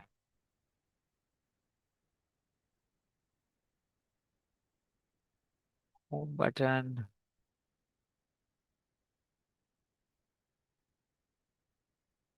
Where? Yeah. Streamlit. Okay. Correct plus. Give the name. Give the warehouse, whichever. Right. And give the app name. And then you click on create. So this will open. I already have created. So I'll open this. Yeah. By default, it will come. It says starting. Okay. So by default, your blank code will come something. Just replace, copy paste with my code. Click on edit. This code will come. Control all, remove it and paste my code. How you'll paste it? Go back to analytics with Anand. Streamlit. Where is the Streamlit app dashboard.py? Copy, control all, control C. Come here and paste it. Okay. Once you have pasted it, what you need to do it? Nothing. Just run it. It will come automatically for you if you have created it. And let me duplicate this. So the first tab, I'll open the code. And second tab, I will open the Streamlit application, both hand in hand. And let's understand. Let's understand quickly before we wrap up. Yes. So all these are libraries, right? Auto refresh, I'm taking from Streamlit auto refresh. Okay. This is optional auto refresh, which you can add it even, right? And plotting, I'm taking Plotly, right? For plotting, I'm taking Plotly. Now the first one is CSS, set page config page title. You see this? Streamlit page title. Snowflake performance and BI dashboard. Layout, I have kept it wide. Initial sidebar state, I have kept it expanded. So initial, when you open the Streamlit application, it will be in the expanded mode, not hidden mode. Then I've taken as a markdown. Markdown, I have told you, markdown inside markdown, what you write, you can specify your style. Now this you don't have to remember. Any AI tool will give you this, right? Only thing you need to do is change the background color. If you don't want it black, you can have it black. All these background color. If you want it yellow, keep it yellow. All these things you can keep as it is. Whichever color you want it, you just have it and your Streamlit will work here, right? Border radius, padding, these are just the styling, nothing else. Just the styling as it is, you can copy paste. As it is, you copy paste. Your main code start from here. Your main code start from here. The moment your time start, how do you, Anand, you're getting this last refreshed, right? So last refresh I am getting from my session state when the session got started. So last refresh time is nothing but my date time now. The current timestamp at which Streamlit is running, that date I have added it. That date I have added. Again, this one, markdown I have told you, text align center, markdown, this is the one, Snowflake performance and BI dashboard, and divider I have also told you, the line will come and this will refresh the title every time, last refresh, whichever we are having. Sidebar, markdown, again, this line will come, Tata 1MG, I want inside the line. Then comes my theme settings. Again, it's a sidebar heading, sidebar.header, theme setting. If theme not in session state, by default, your theme will come on the light. Light will be enabled for you. You can also go to the dark theme by selecting it. Entire theme will become dark. Look at the beauty. Right? Dark theme is also good. Many a times client love this dark theme. Okay, then come back. I will explain you one tab, rest tab you can go through. Rest tab you can go through. Dark theme, if session theme double equals to dark means you have selected it. So inside app ground wiggle what? FFF is the what? Hex value for your black color. FFF is the black color hexagonal value. Everywhere, block container, headings, H1, H2, H3, entire thing will come FFF. White color if you see this heading, and at the back end everything turn black. Button also you see back end one is black. Right? You see this? All these are button hover, KPI title, divider tab. All these things are just, I am taking it from my CSS. Just you need to copy paste. Nothing, you don't have to use your much brain here. This is just the color combination which you needed. Right? So once this is done, this even if you don't do it, does not matter. The main thing, your main code start from here. Your main code start from here. You will pass a variable called environment DB, and from OS you are getting get environment. Snowflake database sales DB. I'm passing it. Right? Then schema is coming raw. You see this? Sales DB and everything, I'm passing it. The schema is coming raw. Why other database is coming? I'll tell you why. Warehouse Snowpro. Role designer. Right? User, username. Password, account details. Sidebar.markdown connection setting. Is this a connection settings? Connection settings, you are seeing it here. Environment details. Default is sales DB. By default, it is coming. I did not select it. By default, is first coming. So the moment my app open, whichever is my active data warehouse, that will come over here by default. Now, no need to do the authentication here. Just for the demo purpose, I've showed you, because your entire Streamlit application runs inside your Snowflake. So you do not have to authenticate it. Right? Now I'm creating a list, which you all know in Python: schema list, DB list, WH list, warehouse list, and the role list. Right? I'm passing the connection details, all the connection. Now I'm fetching the database. Cursor.execute, show database. So when you click on this, entire database is coming from here. From your cursor, it is fetching all show database, will list down all the database. So inside this, you are getting all the database. Inside schema, you are getting all the schema. Right? Inside your warehouse, fetch all I have taken. All your warehouse is coming. Right? Right? Inside your role, all your role is coming. Correct? Now, when length of the role is less than equals to 1, I'm selecting all the distinct role, whichever is there over that. Once this is done, I'm closing my connection. So this feature is done over here. Now here, fallback values, DB list, schema list, whole list, and I'm returning all this. So whichever you select, and then you apply settings, and this gets applied, and it says connected to whatever particular database over there. Now this is what sidebar dropdown. How you are getting dropdown, Anand? Sidebar. Remember sidebar. You see this? I have highlighted it for you. So how many sidebar I have taken? 4. Select box, select box, select box, select box. Just see, the best way to learn coding is take one, debug it completely, duplicate it. Take one, debug it completely, duplicate it. So if I focus on sales database, st.sidebar select box is there. Right? Database is DB list. Just now you have created a list, array list of all your database, that you are passing it. Schema list, you are passing it. Warehouse list, you are passing it. And all those things, dblist.index, environment db, if environment db, liveness, else 0. A same line of code, just copy paste, just copy paste, just copy paste. What you will change? Just the schema name, database name, warehouse name, and role, and your entire sidebar will be ready. If you want to test it, delete this, you will automatically see this will be gone. Once you have applied the settings, what you have to do, I told you, st.sidebar.button, you have to take, apply setting, toast. What is the function of toast? Why toast function is used? I have clearly told you. I have clearly told you. What is the beauty of toast? Toast will turn everything in what? Everything shows a small temporary pop-up notification on the app screen. On the app screen, you see, if I apply the settings, what it does is, it will say connected on the app screen, right? On the app screen. This is for that purpose only, right? This is done. Understood the sidebar? Understood the sidebar? Right. Then auto refresh. How auto refresh is working? Anand, you have taken again. What you have taken? You have taken a slider here. You see this? st.markdown. Again, this line has come. Heading I have taken auto refresh settings. Enable auto refresh. Session state it is checking. Last refresh time, date time now. And then I'm taking it as none. Last date hash. Auto refresh time. Sidebar dot checkbox. Sidebar dot checkbox. Enable auto refresh. That's what it comes. Key equals to auto refresh flag. Refresh interval slider. What I have taken? I have taken call slider. I have taken slider. Refresh every second. It's very, very easy. Code is like 1,000 lines of code, but it's very, very easy. Refresh interval. Then I'm computing the hash for this, which is calculating my count star max order date as latest date, because we need the latest date, and then we are returning it from here. You see this refresh interval. I'm passing it here. Auto refresh every second, and you have the slider here. Correct? And you have slider here, right? This is the minimum. First value is the minimum. Second value is the maximum. 10 to 300, you see, and this is the by default. When you open the app, by default, it will be there on 60. Step, in terms of step, it is changing. You see this? In terms of step, it is changing. Very, very easy code. Only understand. Once this is done, auto refresh is done. Session, last refresh time, new data detected, fallback, refresh, all those things done. Then you will execute the SQL.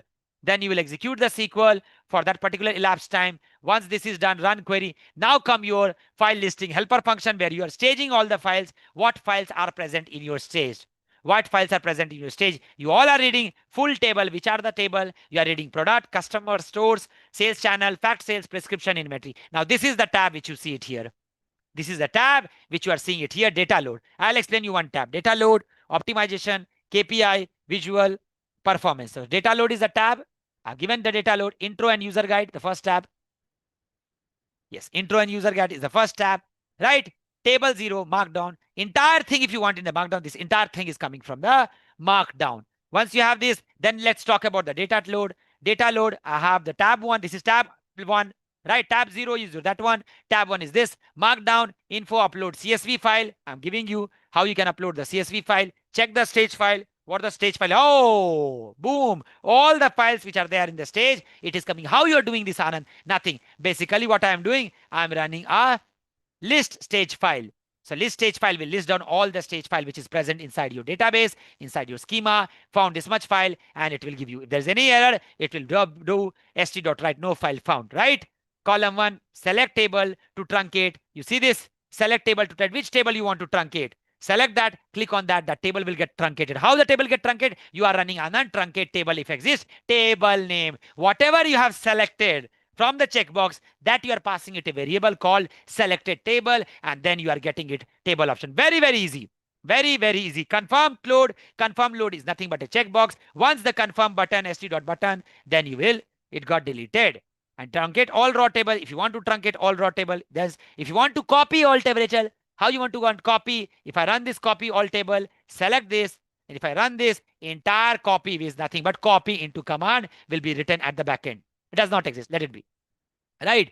Inside backend, copy command will run at the backend. If there is any error, always write your code in try-catch block. That's the beauty. If you know Python, you should always write your code inside your try-catch block. So all this table got loaded. Just go through the code. Then the clustering one, third information, third tab is your optimization. Right? Again, the style, I have kept it in the green color. Apply clustering key. See this? Blue color it is coming. Info, I told you, st.info will come in the blue color. Right? Small. correct? Then the current role it will select, user it will select, role it will select, user, and then accordingly, whichever the clustering information you want, materialized view, show clustering info for this information, it will show you the clustering information. Right now it is a fetching error because I'm not active. Okay, so once this all clustering information will be shown, let me refresh it here.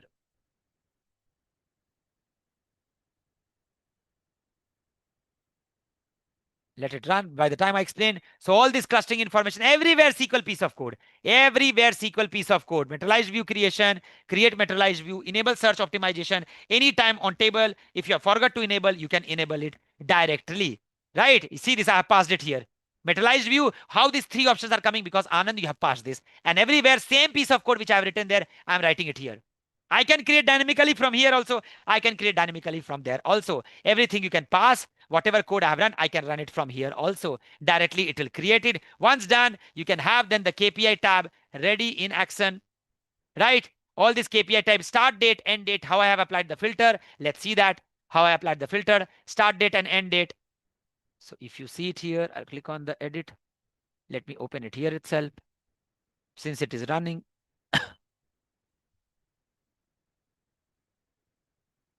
So how start date, let me run it here. Okay. Let's go to this tab, KPI. Yes, KPI. See this? Everywhere SQL piece of code, right? Start, end string. What is start string? Where I've written, where I've defined the start string and end string. Somewhere ever I might have defined. This is start string. Start date dot shift time. Start date from shift time, year, month, and date, and end state from shift time. Right? Date, I'm taking it as here. Start date, all you guys are known as state function. PD.toDate, to date is taking and it is converting to a date function. Start date and end date, you can have it here. So it is filtering. So whichever date I will filter here, right? It will select that. And accordingly, it will give you that particular record, whichever day you are selecting it over here. Right now, it's an error. Let it be error because network latency might be there. Okay. So this is the entire piece of code which you are writing it over here. Then you run the query, customer, store, every details which you have written, everywhere I have fed inside, extract the KPI values. Let me refresh this. Extract the KPI values. Okay. Just it's a code duplication. If you can understand one piece of code, things will fall in place automatically. Demo database.raw. Oh, which I have selected. Sales DB schema started.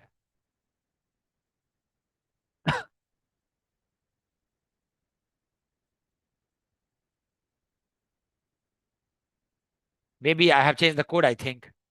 Somewhere I have changed the code. Demo database and raw schema I have given somewhere. So check that particular database which you have given it correctly or not. Otherwise, things will go wrong. Sales DB is only there.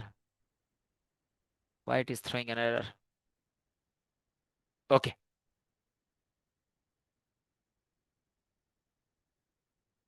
SQL compatible raw.products does not exist. Huh? How come, man? Let me open the worksheet.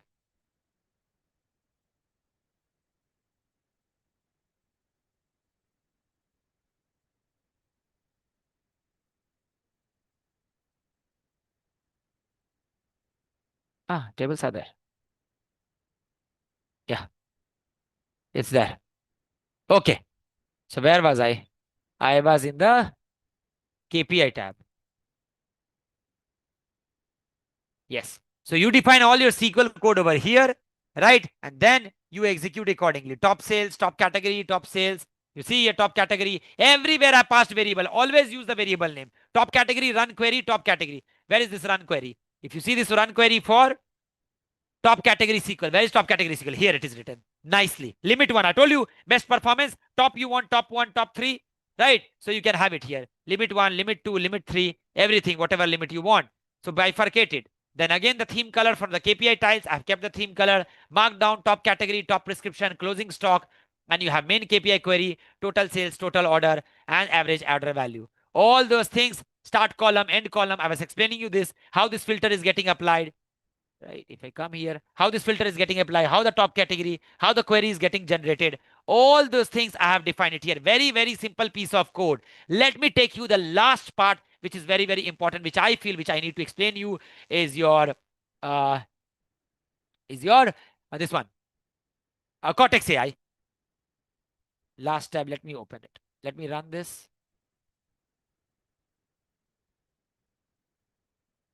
Okay.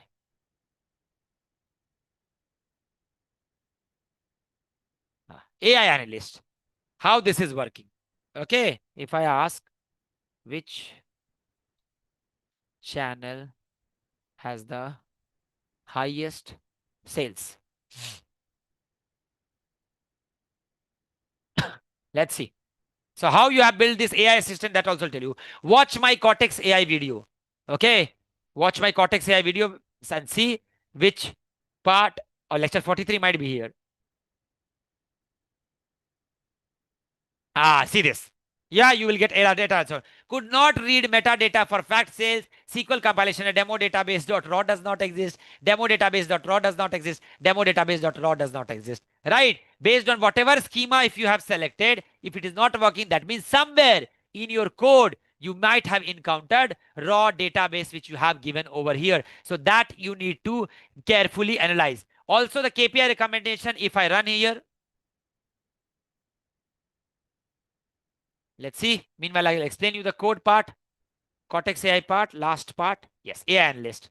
So this is the one info, Cortex AI. I'm using it. How I'm using Cortex AI? You see this. Prompt I'm giving. You are a Snowflake Cortex AI data analyst. Analyze the following pharma dataset table. For each table, summarize attributes, meaning relationship and business, then recommend potential vision. The prompt directly I'm passing it. This is your entire piece of code which is doing. Snowflake.cortex.complete function I'm using. Mistral large model I'm taking it. I'm passing it prompt, and then I'm passing this entire Cortex AI analysis. Every company these days uses it, and you also get the query here directly created.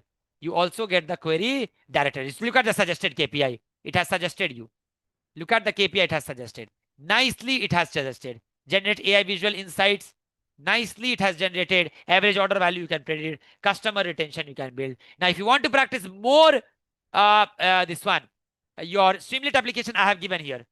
I have given here, just go through this generative AI with Snowflake. Just go to this generative AI Snowflake, and this will really come very, very handy for you. Right? Very, very handy for you. Correct?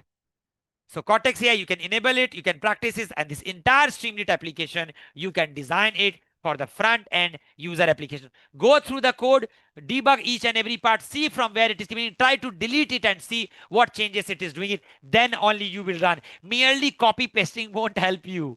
Merely copy pasting won't help you. You need to understand where this Anand, where this raw is coming from, where this schema is coming from. Every piece of code you should know, right? How this is happening, how it is creating a piece of code, everything which has been given for you. Choose table to analyze. Which table you want to analyze? Say, for example, fact tables, right? And if I run Cortex AI analysis on this fact table, right? No metadata found, right? There might be an error also. So you should check what database, what information you should pass it. Your entire visuals, right? Your entire visual, which region, state, which category you want to work on that. Oh, it's still running. I can end the session always. I can start the session always. Okay. So if I come back, you see here, data load, if I go,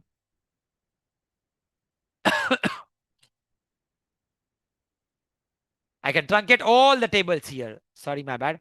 I can truncate all the tables here. If I select error truncating, maybe it does not exist. It will give you an error also, right? So error should also populate if that particular truncating raw dot product does not exist, because by default here demo database, it has selected over here, right? Somewhere in the code I have done the changes. That's why it is doing it. Okay. So make sure whenever you are doing all this data load, it should be very, very apt, right? Whether you are able to copy the data into particular database, which database you are selecting. See this, connected to demo database, it says. But in my code, I am not into the demo database. I am into the sales DB. I am into the sales DB. This is the reason. So you need to select sales DB, raw schema, started, designer, and applies the settings. Now we have connected. Now go to the AI analyst, run your Cortex AI. So select your database. If you don't have access to the database, by default, if it is coming in the pop-up, right? So you will see something at a demo database.ro, because in the code somewhere I have given demo database. So that you need to, this is how you will learn. Okay, this is how you will learn. In the demo database, might be I have given somewhere the database name, I have passed it, demo database. Now I have to debug it where I have passed that name. Where I have passed that name. Maybe somewhere while writing the SQL code, I might have written that. That's the where it's coming. This issue is coming. Database does not exist. No metadata found. Right? So everything which you do it very, very carefully. Do it very, very carefully. Okay? Please confirm before loading. All this UI, design it, understand it, and then you run this beautiful Streamlit application. You will be able to see. Let me replace this entire piece of code again with this. Control C.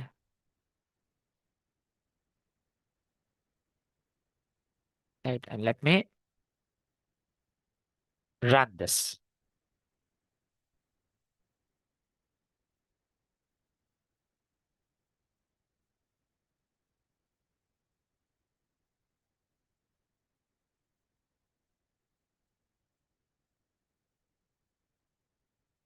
Why? What happened to this? Duplicate.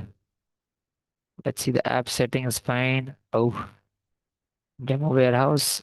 Save.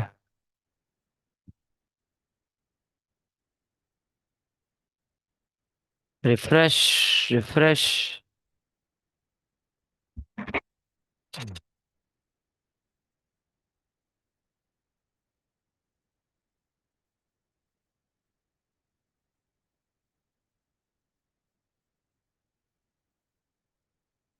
Everything I've taught you in Streamlit. Okay. Sharing part also have taught you. Right? You can share with anyone. Say, for example, if I want to share with developer, right? Granting in progress, what you want to grant? Just the view and share. Can use the app and share view only access with other role. I can do this. And then it is done. He or she will be able to access that. Okay, you can make it public also. If I make it public, anyone who has an active Snowflake account in the organization can see it. Right? I can do that also. Owner, copy the link. Just you have to share the link with them. Okay. Sales DB, raw schema, warehouse started. If I remove this option, designer, apply settings. Right. Now, if I see the data load, KPI,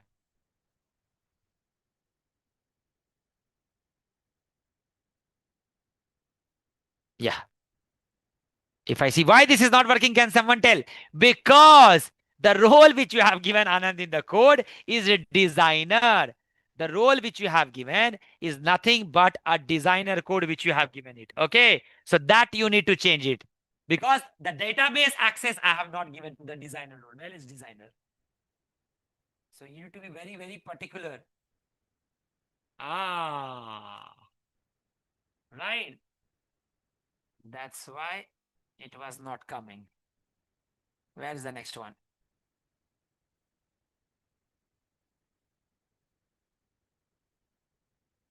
Anywhere else? That's it. Run. Let's refresh. Let's reboot. If any issue happens, just reboot it.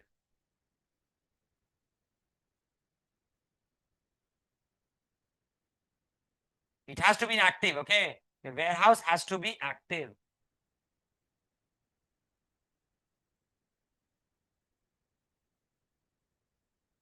Come. These are all the packages, the libraries which you needed.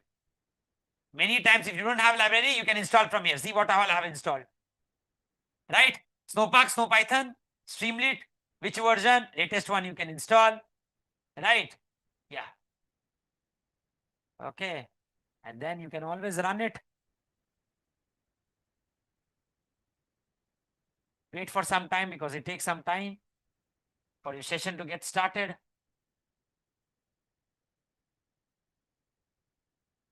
How much time it is taking? So just now have imported libraries, these two libraries. That's the reason.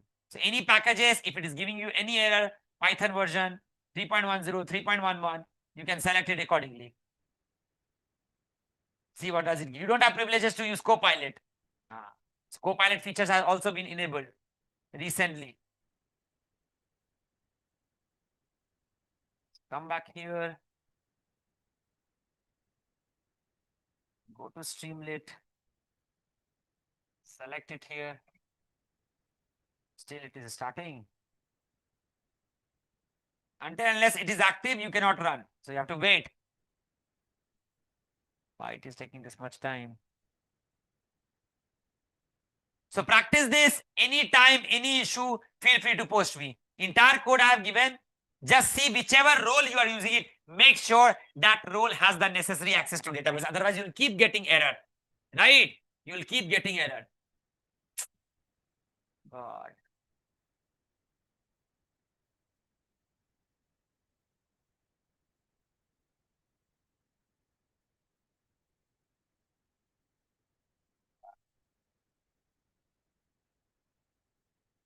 Come on.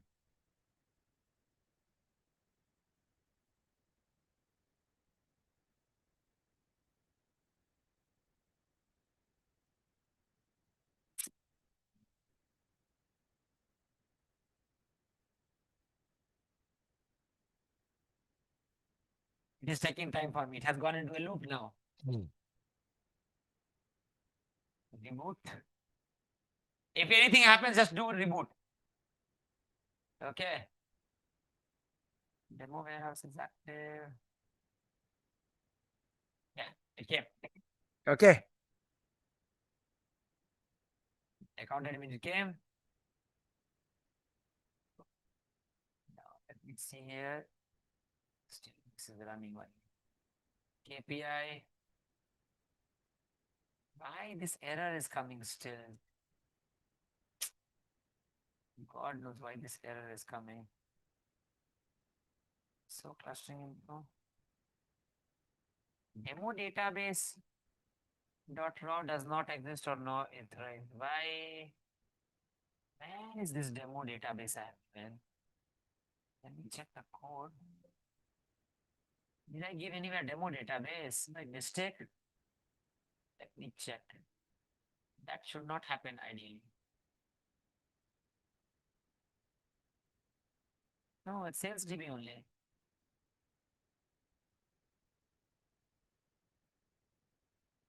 Always keep an eye where you are writing a SQL piece of code, okay? Always keep an eye. Let me check where did I, by mistake, did I use sales DB only? It is there. Yeah, sales stage only there. Select table to load, current role, search optimization, SF schema. Yeah, all are dynamic I'm passing. Just try once and see. I don't know why my giving very abrupt.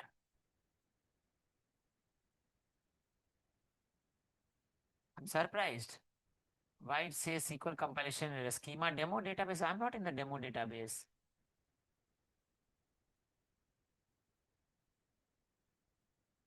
Sales DB, apply settings. Yeah. Performance.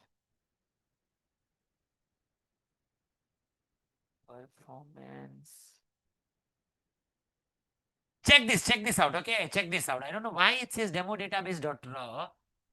Nowhere I'm using demo database. I'm using account admin. Check the value name.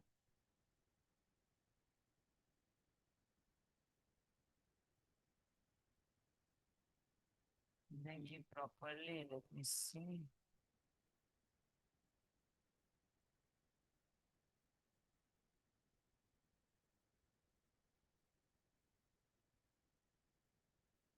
Aha.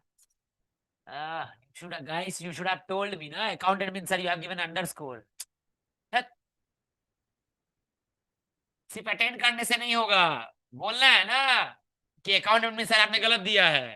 अरे तुम ना नहीं बोलोगे तो कैसे होगा?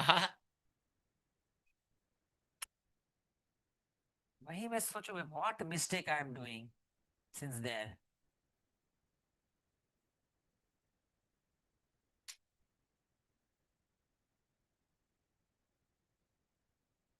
Count admin गलत था. Now underscore is gone.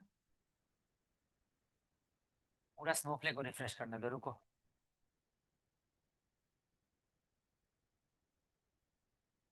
Yeah. Now I have given correctly. Let me check last time. Okay. Account admin, warehouse snow pro, raw, sales DB.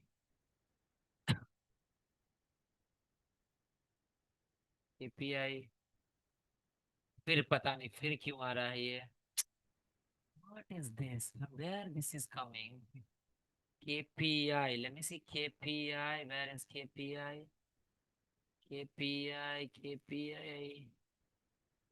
Tab 2, tab 3. This is optimization, materialized view, and then the KPI.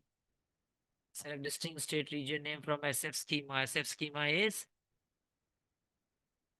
dot fact sales. Where state is not null. From fact sales. Yeah, Snowflake schema. I'm passing it here. Yeah. SF schema, SF schema. SF schema, copy into. This is coming from your here directly.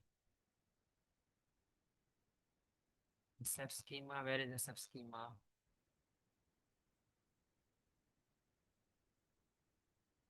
SF schema, SF user, environment schema, environment warehouse, role, environment DB schema,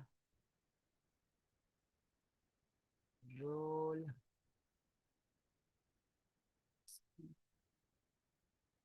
It looks good to me. You guys try running and see where you are seeing it. Why ideally this should not come? I'm surprised why this is coming over here. Let me check the other tab. Demo database.raw does not exist. Where this demo database is coming from?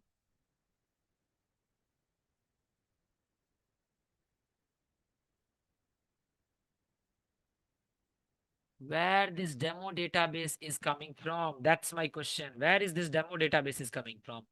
Let me see, did I tampered any piece of the code or what? Streamlit,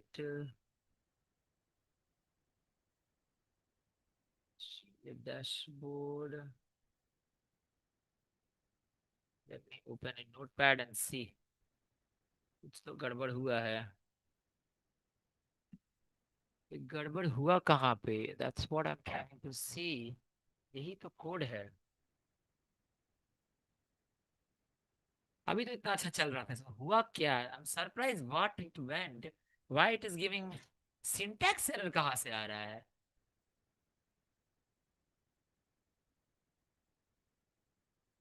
Let me see piece of code which I written. Sales DB, everything is perfect only. Snowflake warehouse, Snowpro account admin only. I'm using a default role only. Designer I can't use because I'm not given the access.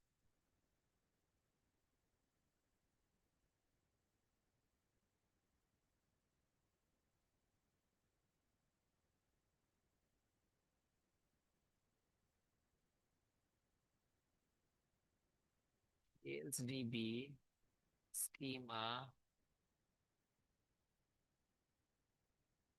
account admin. Something has happened to my Snowflake. I think so. कुछ गड़बड़ हुआ है मेरा, वरना ये आ जाता. There's no demo database. I have not selected anywhere. You guys try, guys. Just try creating all this table and then do it.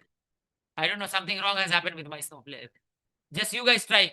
Create a database, create, everything will work. I don't know suddenly what has happened to this. At the start, everything was working, right? कुछ गड़बड़ हुआ है. सारा गायब हो गया देखो. See, all this query is coming, right? All this SQL is coming dynamically. I am not writing it, it is coming dynamically. Prescription query, inventory query, all this query, and you can download also, right? You can also download it in reality. It came. CSV file will come automatically. So just try this out, okay? Just try this out. Make sure you have this active database. Create a database, create a schema, create a warehouse, create a necessary role, and make sure that particular table has the necessary access. Something has happened to my Snowflake, I think. अभी तो चल रहा था इतना अच्छा.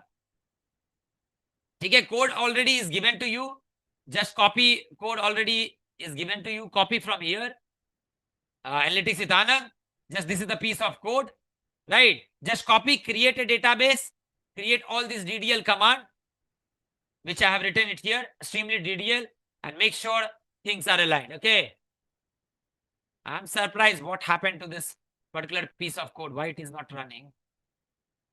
Although I have not passed anywhere demo database. See, all these are correct only. Everywhere data is there. Really surprising why it is not getting it. Customer data is there, inventory data is there, sales data is there, prescription data is there, product it is there, store channel it is there, store also is there. Everywhere inside the demo database I'm not selecting. I don't know why it has come. Warehouse also I've selected properly, medium. Resume, let me see. Now let me try the final time.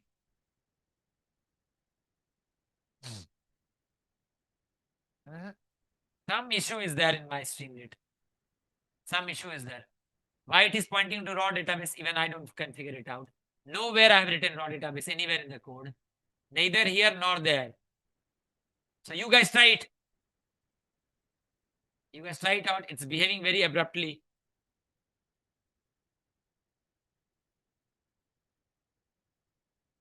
See, now designer it is coming. Just try it out. Just try it out. Just try it out. Everything filter and everywhere it is applied. Right? Why it is giving error fetching visual? Even I cannot figure it out. Schema, demo database, raw. There's no demo database at all. Still it is pointing there. Really surprising.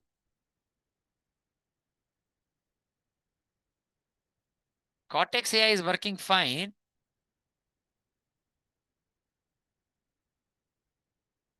Let's see.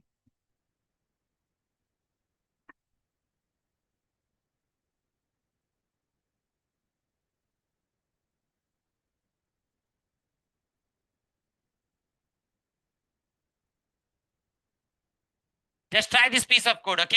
And let me know in the comment section. Ah, it came. Okay. That's working. See, it will also suggest you visualization and train. So all this I have passed in the form of Cortex AI, okay? For any table if you select. Say for example, inventory if I want.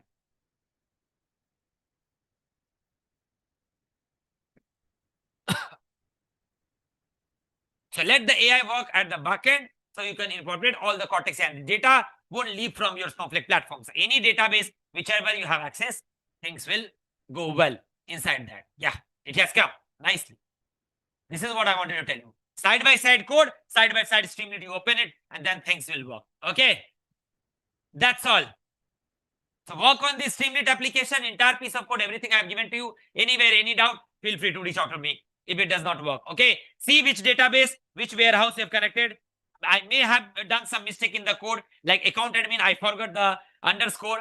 I have given underscore, remove that underscore, give the role, whatever, give the necessary access to that particular role, the tables, and then you work from it here. Okay. So tomorrow, again, I'm repeating, morning, new batch is starting for the job guarantee program and data analytics. So those who wants to enroll, feel free to reach out to me. Okay. Bye-bye. Till then, do subscribe to this channel. Learn Snowflake. Come in the analytics industry because this is the future. Data analytics, data engineering, and the data science. Okay. Bye-bye. Take care. Happy learning. See you soon with the new video. Okay. Bye, guys. Good night.